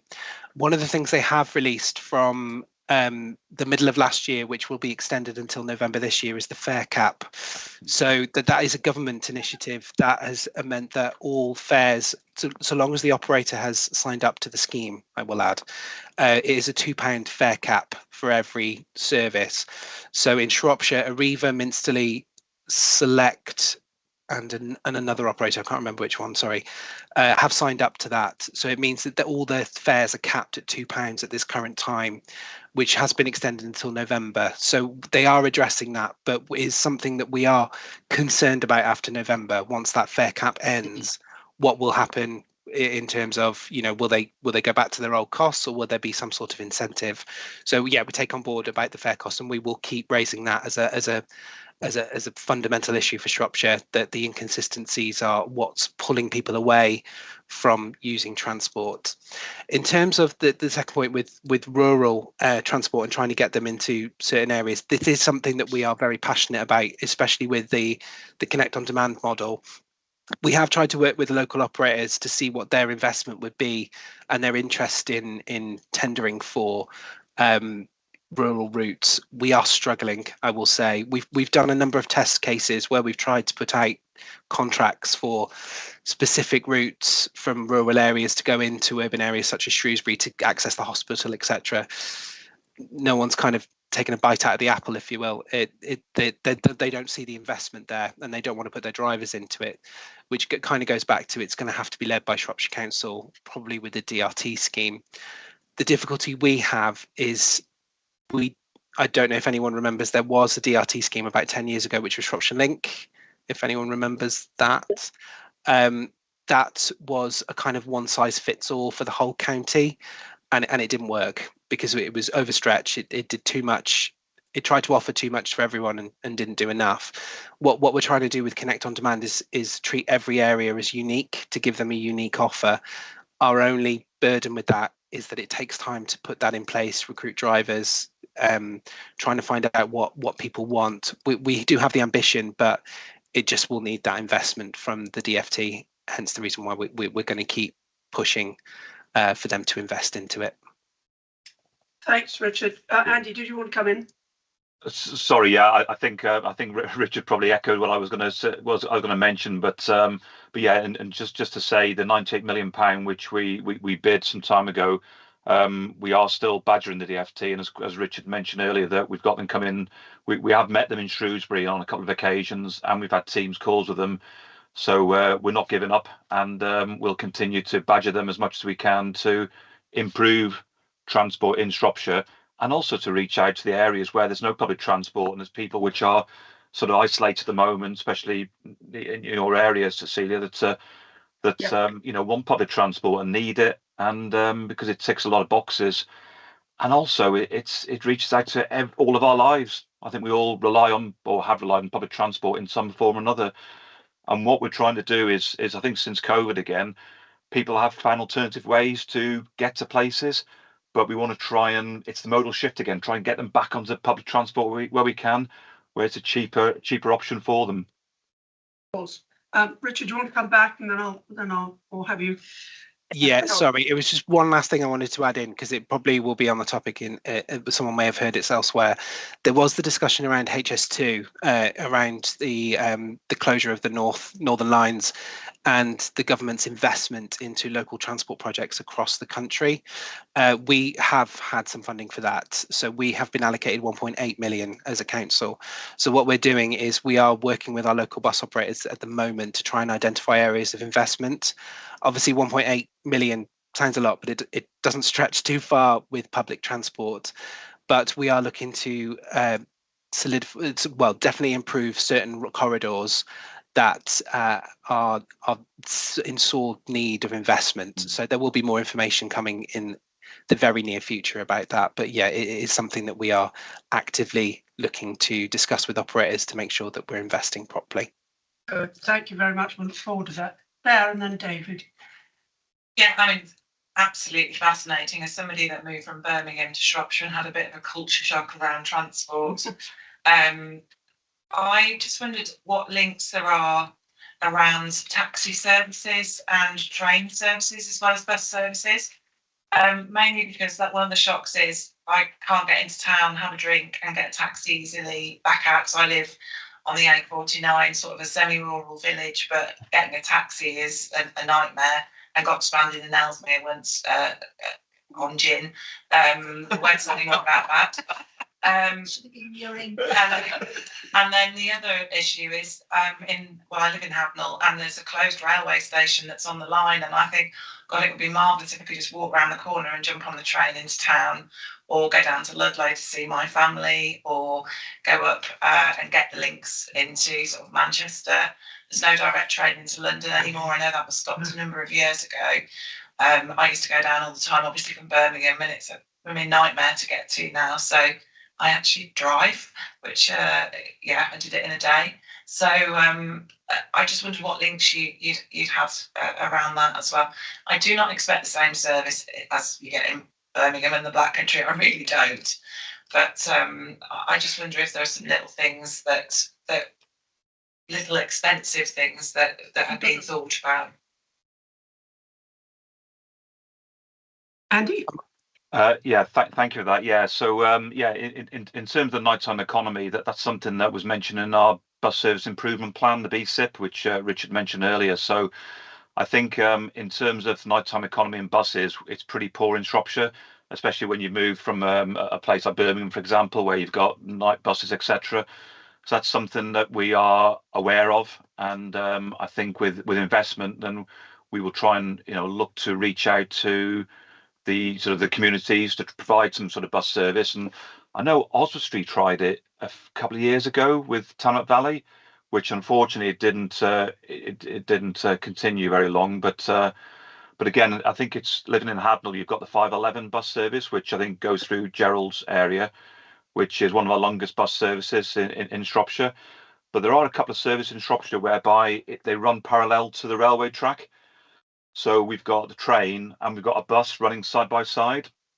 So that's something that. Yeah. So in essence, it's something which we've opened up discussions with the railway authority to try and work together. So providing transport from the rural areas to maybe the railway hub, so they can catch the train and get into Shrewsbury or wherever they go into a lot quicker and at the same price if they can. So that's something we're working on in the background as well. All right, thank you, Andy. Richard, did you just quickly want to come in, and then I'll go over to David, and then I want to wrap this up because I'm aware. Okay. Oh, sorry, Simon. No, it's fine, Chair. Okay. All right, sorry. All it was in terms of as Andy said, we have got open communication with the rail operators, specifically Transport for Wales, who own majority of the lines in Shropshire. So we are having open conversation with them about that.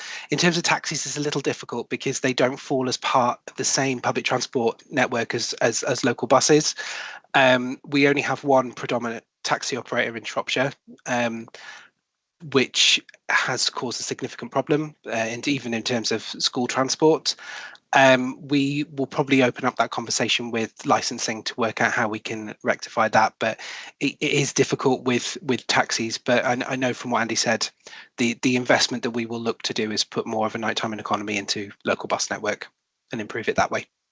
Very quickly, I just wondered how, because that obviously links into having a high level of young deaths and driver deaths on our roads, and I am sure that probably not being able to access taxis to get back out, but it probably is a contributory factor to that. So certainly as a health and wellbeing board, that's probably something we just need to be cognizant of. Yeah. David, you go first, and then Rachel wants to discuss. Yeah, I had a suggestion and a comment as well. Suggestion: when DOT come up, make the meeting in a rural area that isn't on a bus route. Yeah. And challenge them to get there without using a taxi or a car, and see how they find it. That's the suggestion. The comment: I'll be in touch, Richard. So my company is based in Anscroft on Connect Demand route. We provide face-to-face training for care workers, who are some of the most poorly paid workers in the county. So we actually have 20 care workers coming in most days, Monday to Friday. We have people coming in from the Black Country, Birmingham, Stoke. So they either drive or they get the train to Shrewsbury and then get a taxi backwards and forwards, which obviously is costing a huge amount of money to them or their employer. So if there's a way we can actually link in with you and that service, to promote that service to our care providers and their workers, I think that'd be a win-win. It will certainly help the profitability of the service, because you'll have a massive demand.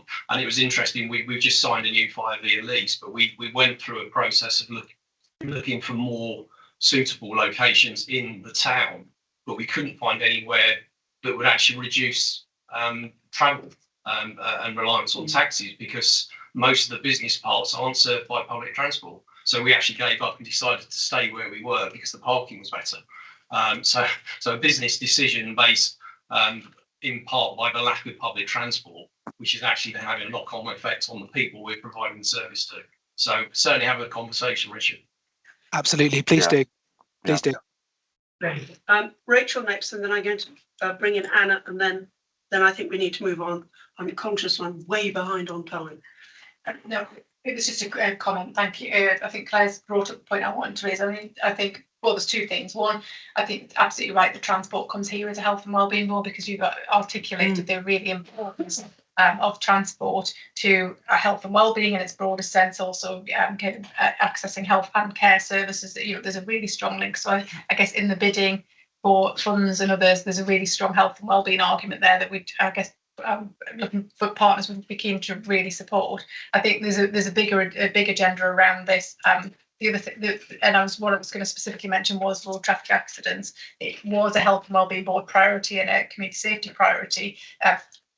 Fortunately, numbers had started to fall around that, but actually we've seen a recent increase. And so what I was talking to Stu Bill, who's obviously on this board, and we've agreed that it would be helpful if colleagues have to bring a briefing back to the Health and Wellbeing Board so we can understand the current picture around that. And I think that links nicely by our colleagues as well, what work is currently, because there is work, operational groups and groups established to look at this, but I think it links back to what more could we do we need to do through those various organisations. So if colleagues are happy, I think that could be a piece of work we bring back maybe to the next board, just to understand where we are currently with it in terms of the day-to-day activity, and if there's more we need to align an action we need to take place.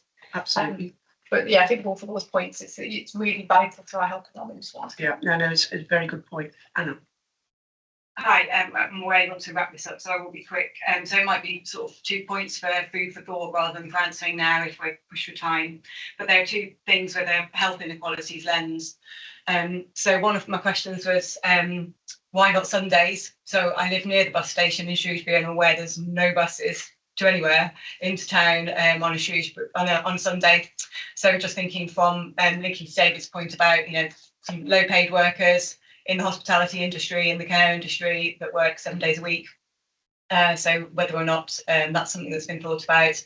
And the other thing was about, if I understood correctly, this service is only booked through an app, and whether there's any support for enabling digital access for, you know, people who are digitally excluded, and making sure that they can access this service as well, whether this can link to other schemes around supporting digital inequalities.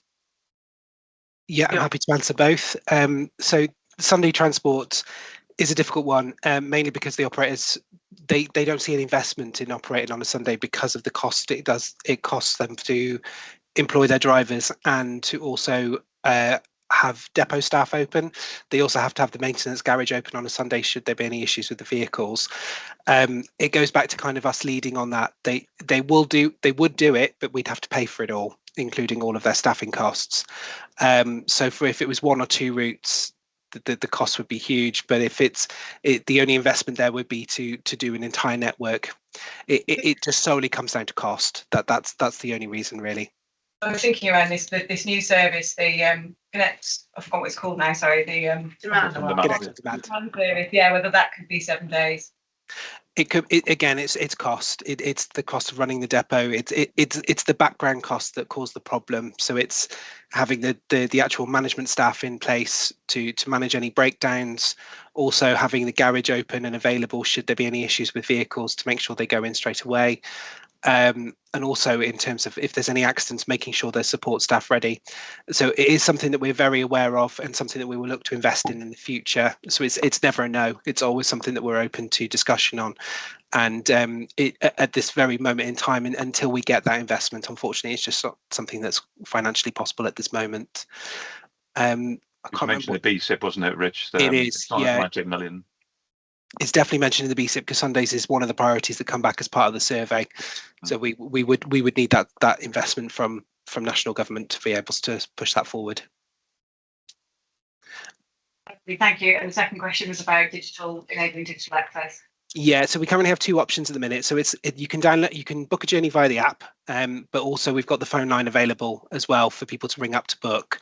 We are having conversations with the local hub in Shrewsbury about if people are unable to do either, they can go in there to book their transports if there's any emergencies. We are open to suggestions on this, really. Well, you know, we're not closed off to any form of, you know, booking ideas that people may have, because there might be something out there that we haven't thought of. The 2 that we've got at the moment is the best for us for launch. But yeah, open to suggestions if anyone's got any in terms of how we can get more people to book away from using apps or phones. Yeah, totally open to suggestions.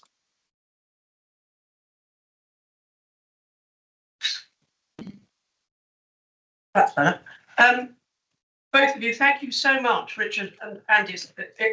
It just does occur to me that the conversation that we've had this morning may help you when you are putting forward your case to the DFT, because bringing in that health and well-being and safety aspect, I think, might mean that you can make a very strong case for funding.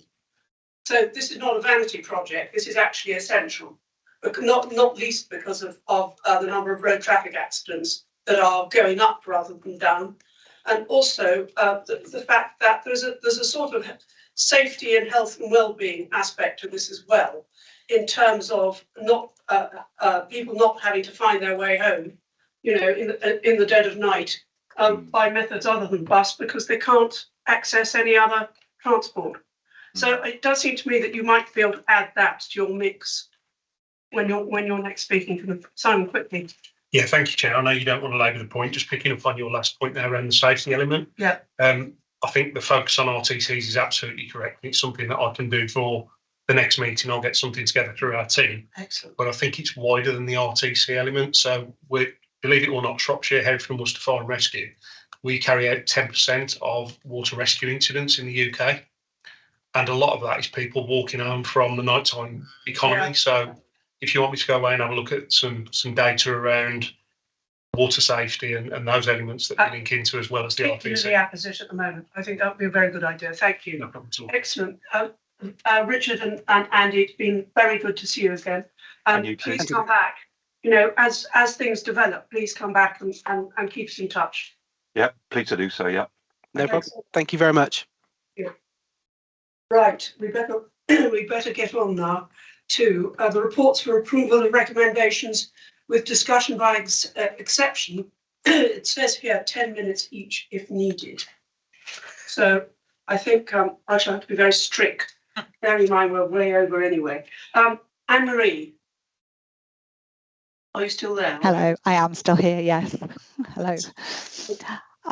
So yes, from a health protection perspective, you have got a paper with the health protection update, which is a normal routine paper that comes to you. But one of the areas that we did want to highlight to the Health and Wellbeing Board was the information around measles in the current paper and what is happening both locally, regionally and nationally.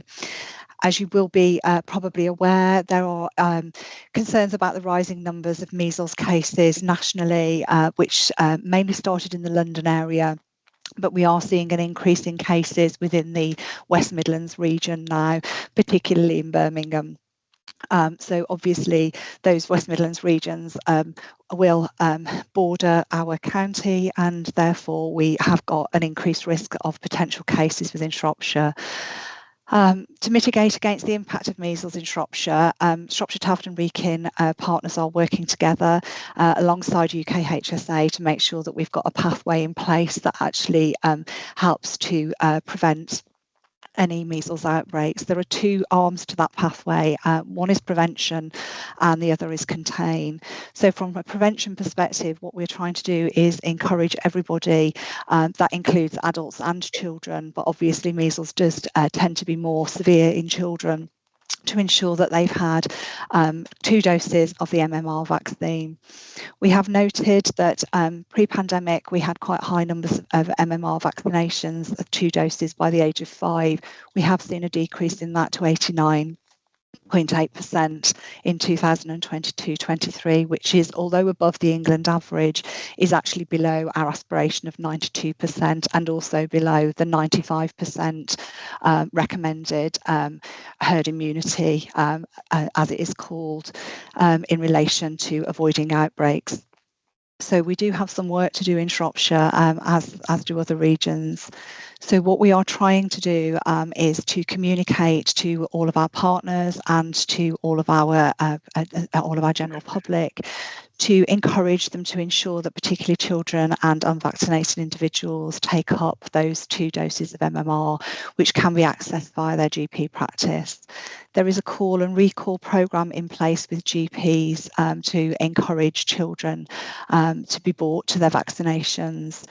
So that is in place and will be in place for some time, I anticipate, but we are using other communication methods, particularly through schools, social media, etc., to try and increase that vaccination. It's also really important that our health and care staff also are vaccinated.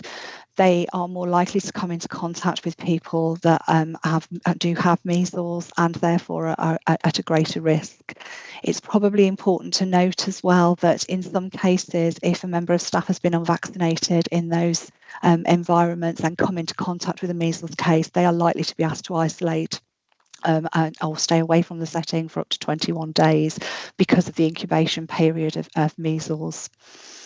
So the ask really from the Health and Wellbeing Board is, one, to advise you of the prevention and contain programme, but also to help to support us right the way across the system to increase that communication to children, parents and adults, to encourage vaccination, particularly staff. To advise people and communicate around the MMR vaccination programme, but also to think about the contain process. So we do have a pathway in place. So if we do get an outbreak or any individual cases, they are risk assessed individually by UKHSA, but we may well be asked to stand up something quite quickly in order to contain that outbreak. So that will be a mixture of vaccinations for settings where there is low uptake or where people need to be vaccinated. For more vulnerable people, for example, pregnant women and people that are immunocompromised that haven't had the vaccination, they may require immunoglobulin. And so we've got a pathway set up in place for that to actually occur. Should we have an outbreak, then obviously we would need to stand up resources to actually deliver that programme of work quite quickly. It's also important to note that anybody that is examining somebody that they feel may be a case of measles, then that there is a requirement that they have FFP3 masks, which are the fit tested masks, to avoid any transmission to themselves and additional PPE. So consideration needs to be taken when people are accessing health settings, for example, if they feel that they do have measles, and we are asking people to actually contact the setting prior to them actually going and advising them that they think that they have a rash and therefore there is a potential for measles, and think about how that may be managed. I'm happy to take any questions, but that is a short summary of the measles programme at the moment. Thank you very much, Anne-Marie. That's very helpful. We knew measles was around, but it's very good to have this update. Kirsty. Yeah, it's just to confirm, Anne-Marie, I've seen the information's gone out to all the schools through Steve Compton's newsletter, but it wouldn't harm actually doing a revisit of that, I think, and make sure it goes out to all educational providers. But if there's anything I can do, obviously, let me know. But it's just to confirm that we have done that. It's quite detailed, but quite simple as well to understand them. So, because the head teachers will then send that out as a newsletter and put on their website, school website. So it was good work. So yeah, it's easy to understand, but enough detail. Thank you. Yeah, thank you. We are repeating that on a regular basis just to try and keep that momentum going, and we have made sure that that's gone out to all of our independent schools and also early years settings and to our home educated children as well. Great, thank you. Thanks very much, Anne-Marie. Does anybody want to say anything else? This is discussion by exception rather than by rule, as it were. So, Anne-Marie, I'm very grateful to you. Thank you very much indeed. Thank you. No problem. Thanks very much. That we need to be kept up to date with how this goes on. So thank you so much. Right, let's move on speedily to Gordon Kachane. Are you here, Gordon? Yes, I think you are. Yes, I'm here. About the Shropshire Substance Misuse Strategy and Action Plan. Yes, thank you. So first of all, thank you for inviting me. There was a paper and a copy of the draft strategic action plan, which is linked to our Safeguarding Community Partnership Priority Group for tackling drugs and alcohol. The paper that's been shared also outlines a range of other activities that have been going on in drugs and alcohol substance misuse locally. I won't go into all of that in detail, but if anyone does have questions or thoughts, please do let me know. I did want, however, to just give opportunity if people have had a chance to look at the draft strategic action plan, if there is any comments or feedback that people have had. Just to put it into context very quickly, as I say, this is a draft plan. It's still being developed and progressed by our multi-agency tackling drugs and alcohol group. It has been themed, linked to the approach presented within the National Drug Strategy. So breaking it into thematic sections of breaking the drug supply, which is linked to reducing drug use and drug-related crime, delivering a world-class treatment and recovery system. So how can we improve engagement, recovery outcomes, reducing drug-related deaths and related harms, and achieving a generational shift in demand for drugs. So a real focus on that preventative approach for those who aren't currently using substances, and with a focus on our children and young people as well. And just to mention as well, there is a programme of work with our intelligence team on building a data dashboard that will support measuring progress and impact of this work. And there is a national outcomes framework which gives, well, as it says, a framework on other metrics that we can consider to demonstrate progress. So welcome if anyone has any questions, comments, or anything they would like to ask. Thank you very much, Gordon. Yes, Anna? Hi, Gordon. I just wondered if there'd been any engagement with the specialist care group at MPFG on the strategy, or whether it's not at that stage. Is that in the pipeline? Well, for the strategic action plan, yeah, I think absolutely part of the ambition within the plan is that integrated approach with mental health services. There is another programme of work that we are progressing as well alongside the strategic action plan, which is how that co-occurring need of dual diagnosis, mental health, substance misuse and domestic abuse can better work together, thinking about a joint protocol approach. So that is a task and finish group that actually is being progressed at the moment, and MPFT are a core partner within that. Okay, thanks. Great, thank you. Anybody else? Yeah, Tanya? Hi, Gordon. Tanya Miles here. Thanks very much for the paper. We've discussed previously in this board and separately around the real concern we've got in Shropshire right now in terms of drug and alcohol and the impact that it's having on individuals, both children and adults. I'm really interested to see the learning that will come out of the drug and alcohol death review panel, and where's the governance of that going to sit? So in terms of the learning that comes out of those panels, will that come to Health and Wellbeing Board, or will it be going to SSCP, the Shropshire Safeguarding Community Partnership Board? I'm just conscious as a partnership, as a system, we really must learn by what's currently going out in our communities at the moment. And I'm really pleased we've got that panel in place, but I'm also wanting to ensure that that panel has got enough gravitas in terms of the themes and the actions that are coming out of it. Absolutely, and I think that's a really important point. So we've had one meeting or one panel meeting so far, which has been to test the process. So just to remind people as well, so this is the drug deaths panel is looking at thematic learning rather than a deeper dive in a SARS type of approach. So a conversation that has been had is it will sit within the safeguarding adult oversight group. However, there is a further conversation that just needs to be had with the panel. I'm just aware that at our first panel meeting, we hadn't had all partners sign the ISA.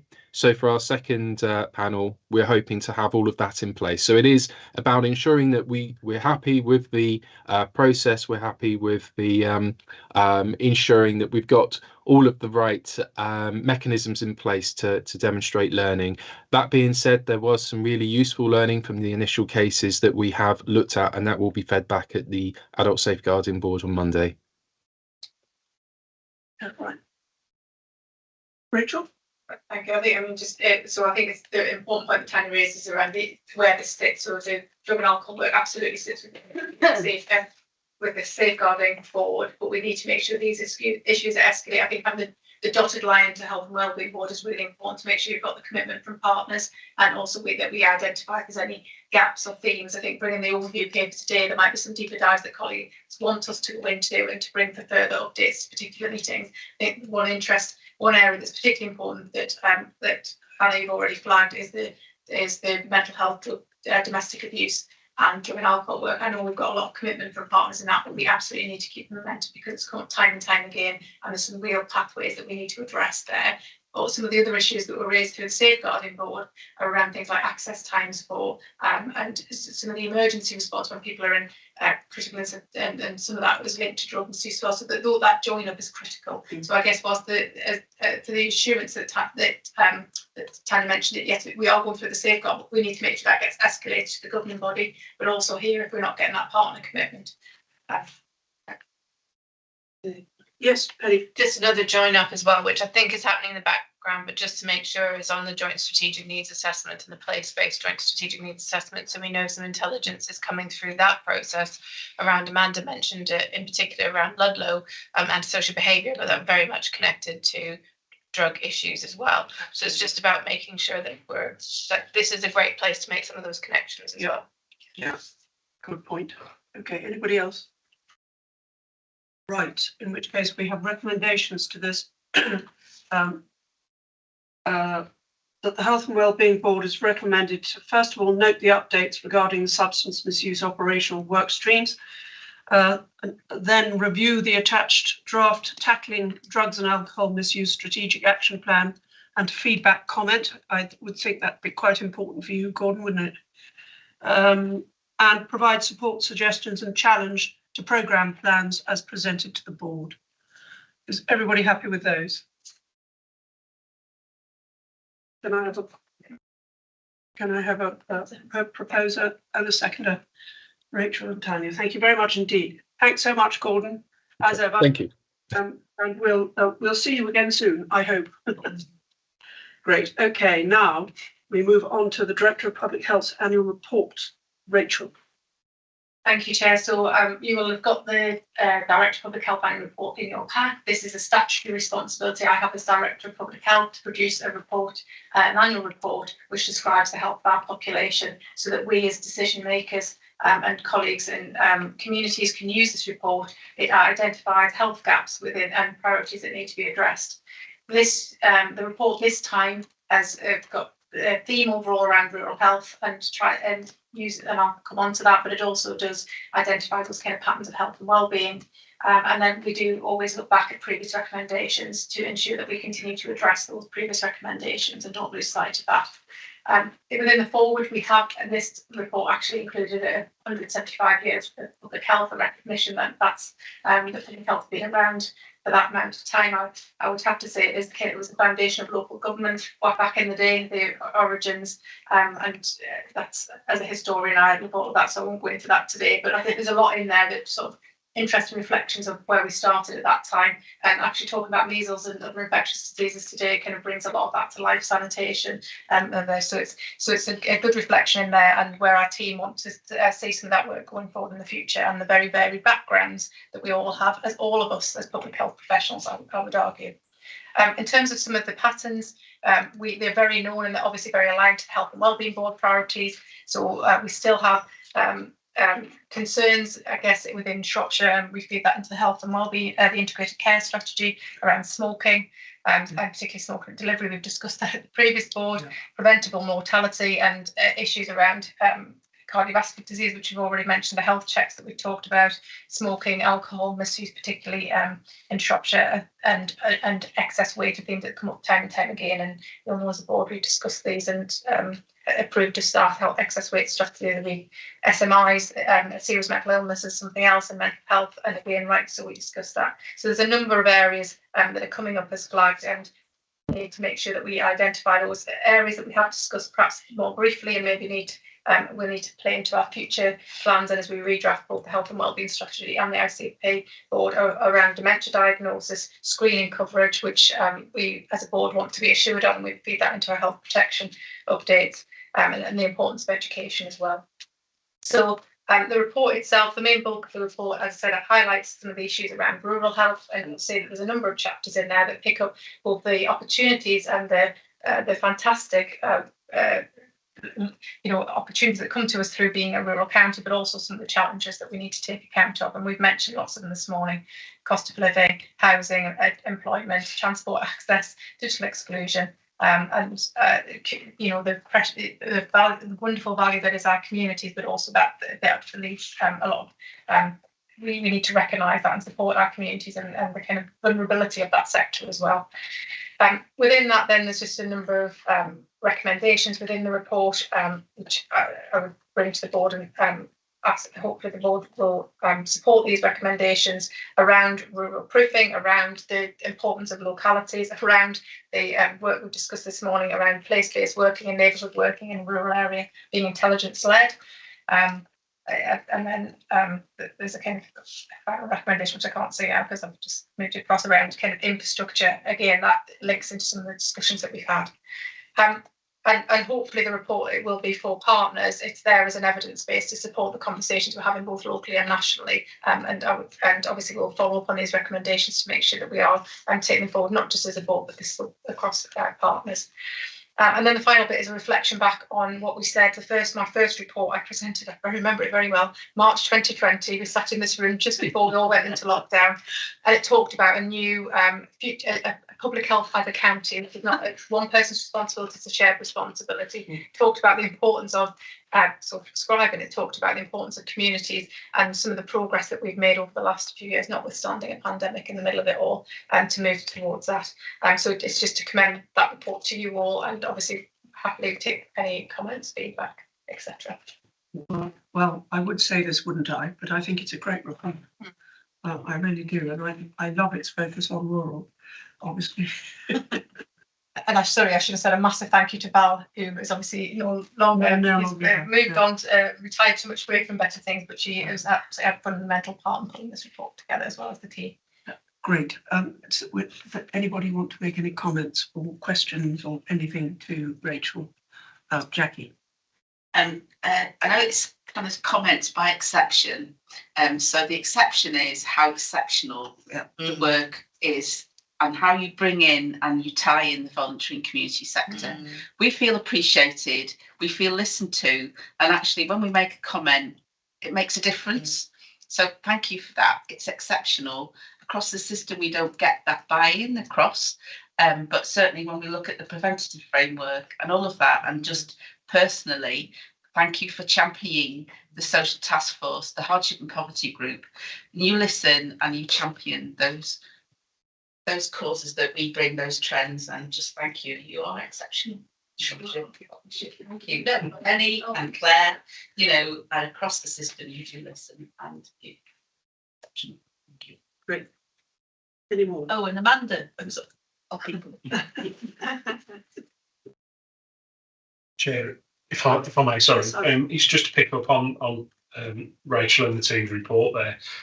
It's just to highlight how wide this can impact on our community. So that report I've scribbled away furiously in the background.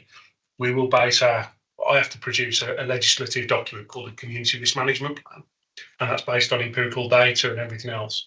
What's in that report will form a lot of what we find. So it's a big thank you for your efforts from the fire sector as well. Great stuff, well done. So not to repeat what's been said, but it's an exceptional report, and Rachel and I've already discussed it. I'm going to be using this report to share out to the wider agenda nationally. So I think it's really important that the likes of the Department of Education and NHS England actually read this report, because I think people's understanding of Shropshire is different to what we experience on a daily basis. And sadly, we don't attract many of the grants that we feel strongly we should be being able to attract. So I have said to Rachel that I will be sharing this with within the wider network within the DfE and NHS England, because I think it's a comprehensive report and really does highlight the real deprivation that we see on a daily basis. But if you're to drive in, or you think you know Shropshire, you don't, they don't seem to recognise it. But this report absolutely does it. So I'd like to support that with Tanya to do the NHS England bit. This would strike me as well, that we're compared. Yeah, absolutely. Thank you for that, and Rachel, thank you. I think it's a wonderful report, and I think it's one that will run and run. Well, it's not. This is not going to get out of date by this time next year. I would say you'll just be adding to it, I think. So the recommendation before us for this is that board members read this report and support the recommendations, which require a concerted joint effort, if they are to be achieved, to help improve the health and well-being of Shropshire people, particularly those living in more rural areas. I think we can all subscribe to that. So could I have a proposer for that, please? Thank you, Jackie, and a seconder, Tanya. Thank you very much indeed. Everybody happy with that? Excellent. Thank you so much, Rachel. It's absolutely that's great. Prevention framework update. Next, that's you again. Thank you, Chair. So thank you very much for all your comments. We'll of course capture that as that's exactly what we want to see. So that's being used as the kind of evidence-based approach. And naturally thinking about lobbying, continued lobbying, household support and others, absolutely. we need to just in terms of the prevention framework, I don't intend to give an update. You've seen the papers, we've had this here before. The last time we came, we were continuing just that final bits and again, particularly with GPs and other partners. This is for us, it was a framework. The critical bit is the action plan, that living document that we continue to develop. We want to see that it was about upscaling prevention, and we talked about that this morning, things like the JSNA, the hub work. That's absolutely the heart of it. So I think it was just to bring this to the board for hopefully to note the framework, note the next steps, and we'll continue to bring regular updates to the board through SHIP, particularly that detailed conversation. But this forms our action plan to really start moving prevention forward in Shropshire. Yeah, I think we made a very good start on the prevention framework. So we need to keep pushing. Yeah. Any comments? No. Okay, lovely. The recommendation for this one is that the board note the development of the framework and support the next steps as outlined in the paper. I don't think we have any problem about doing that. No? Okay. I'm not even going to ask for a proposal in a second because I think that is self-evident. Thank you very much. Now, I have a short chair's report. And there are two areas to mention. First of all is the winter response. There's obviously continued demand on services, and therefore people are asked to think which service, which is an NHS-led campaign, so that people will actually understand where they should be going to with a particular health issue, and that will be reissued to help people access the right service at the right time. I think that's very sensible development, actually, particularly as winter does seem to have hit us hard now, and people need to know where to go rather than trying everything. And then there's the health response to flood recovery. Flooding and health advice for the public, gov.uk, and a flood leaflet. Local authority is working closely with the Environment Agency to support people who've experienced flooding and really recognise this as a devastating issue for some people and families. And I think it's worth just remembering that it's very often the same people who are devastated by this time and time again, and it's extremely depressing for them, horrible experience. Grant support applications are open and we're encouraging people to apply for the grant. And there's more work going on to develop our response to flooding and understand the needs of communities. This is a really big issue at the moment, particularly as we've had almost constant flooding. And it's most upsetting and demoralising as well as being expensive. So I think that this is very helpful. Can I just add to that? Yes, Penny, please do. Because there is a great amount of partnership working going on, particularly with fire service and internally in the local authority. There's outreach, there's a response, but actually we can tighten that up, I think, and there's more work we can do, and I think that's what we need to do as a background. Yeah. And just recognising that this isn't, I think in 2019 it was a 1 in 10 year occurrence. Yes. In 2024 it's an every year, multiple time a year occurrence. It's different now. We need to be on our game with this. I quite agree with you. If I may, Chair, sorry. Yes, of course. On Penny's points there, and similar journey to Claire. I think I moved into Shropshire 6 years ago, as people can tell from the accent, I guess. But I moved from a service that had no moving water, lots of canals, but no moving water, into a service with a river thrashing through the middle of it in winter. So absolutely pick up on Penny's point there. I think there's a national push around flooding. I moved over in 2018. I was told at the time it was a 1 in 100 year flood. I can set the watch by it now, I think is that. So just to give the board some assurance from a response perspective, as well as the prevention piece that Penny's highlighted. The CRMP that I mentioned before, we're now doing some work, and it will almost certainly throw out that we have more water rescue capability within the county. So again, something that we can link in with partners around how we utilise that, where do we put it, that consultation. Exactly. How you blend in with other services would be great. Absolutely. Thank you, Simon. Right, and finally, we have a report for information, the SHIP update. Penny.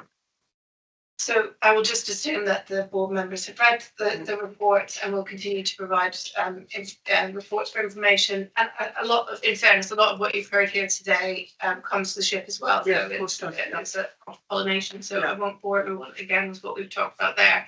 But just to say, for assurance, the work that's going on at ship is there included in the report. Lovely. Thank you all very much indeed. And we may have been a slightly depleted gang today, but I have to say this has been a really useful, fruitful discussion throughout the meeting, I think. So thank you all so much for your contributions. And I'm now going to close the meeting. Thank you. Thank you.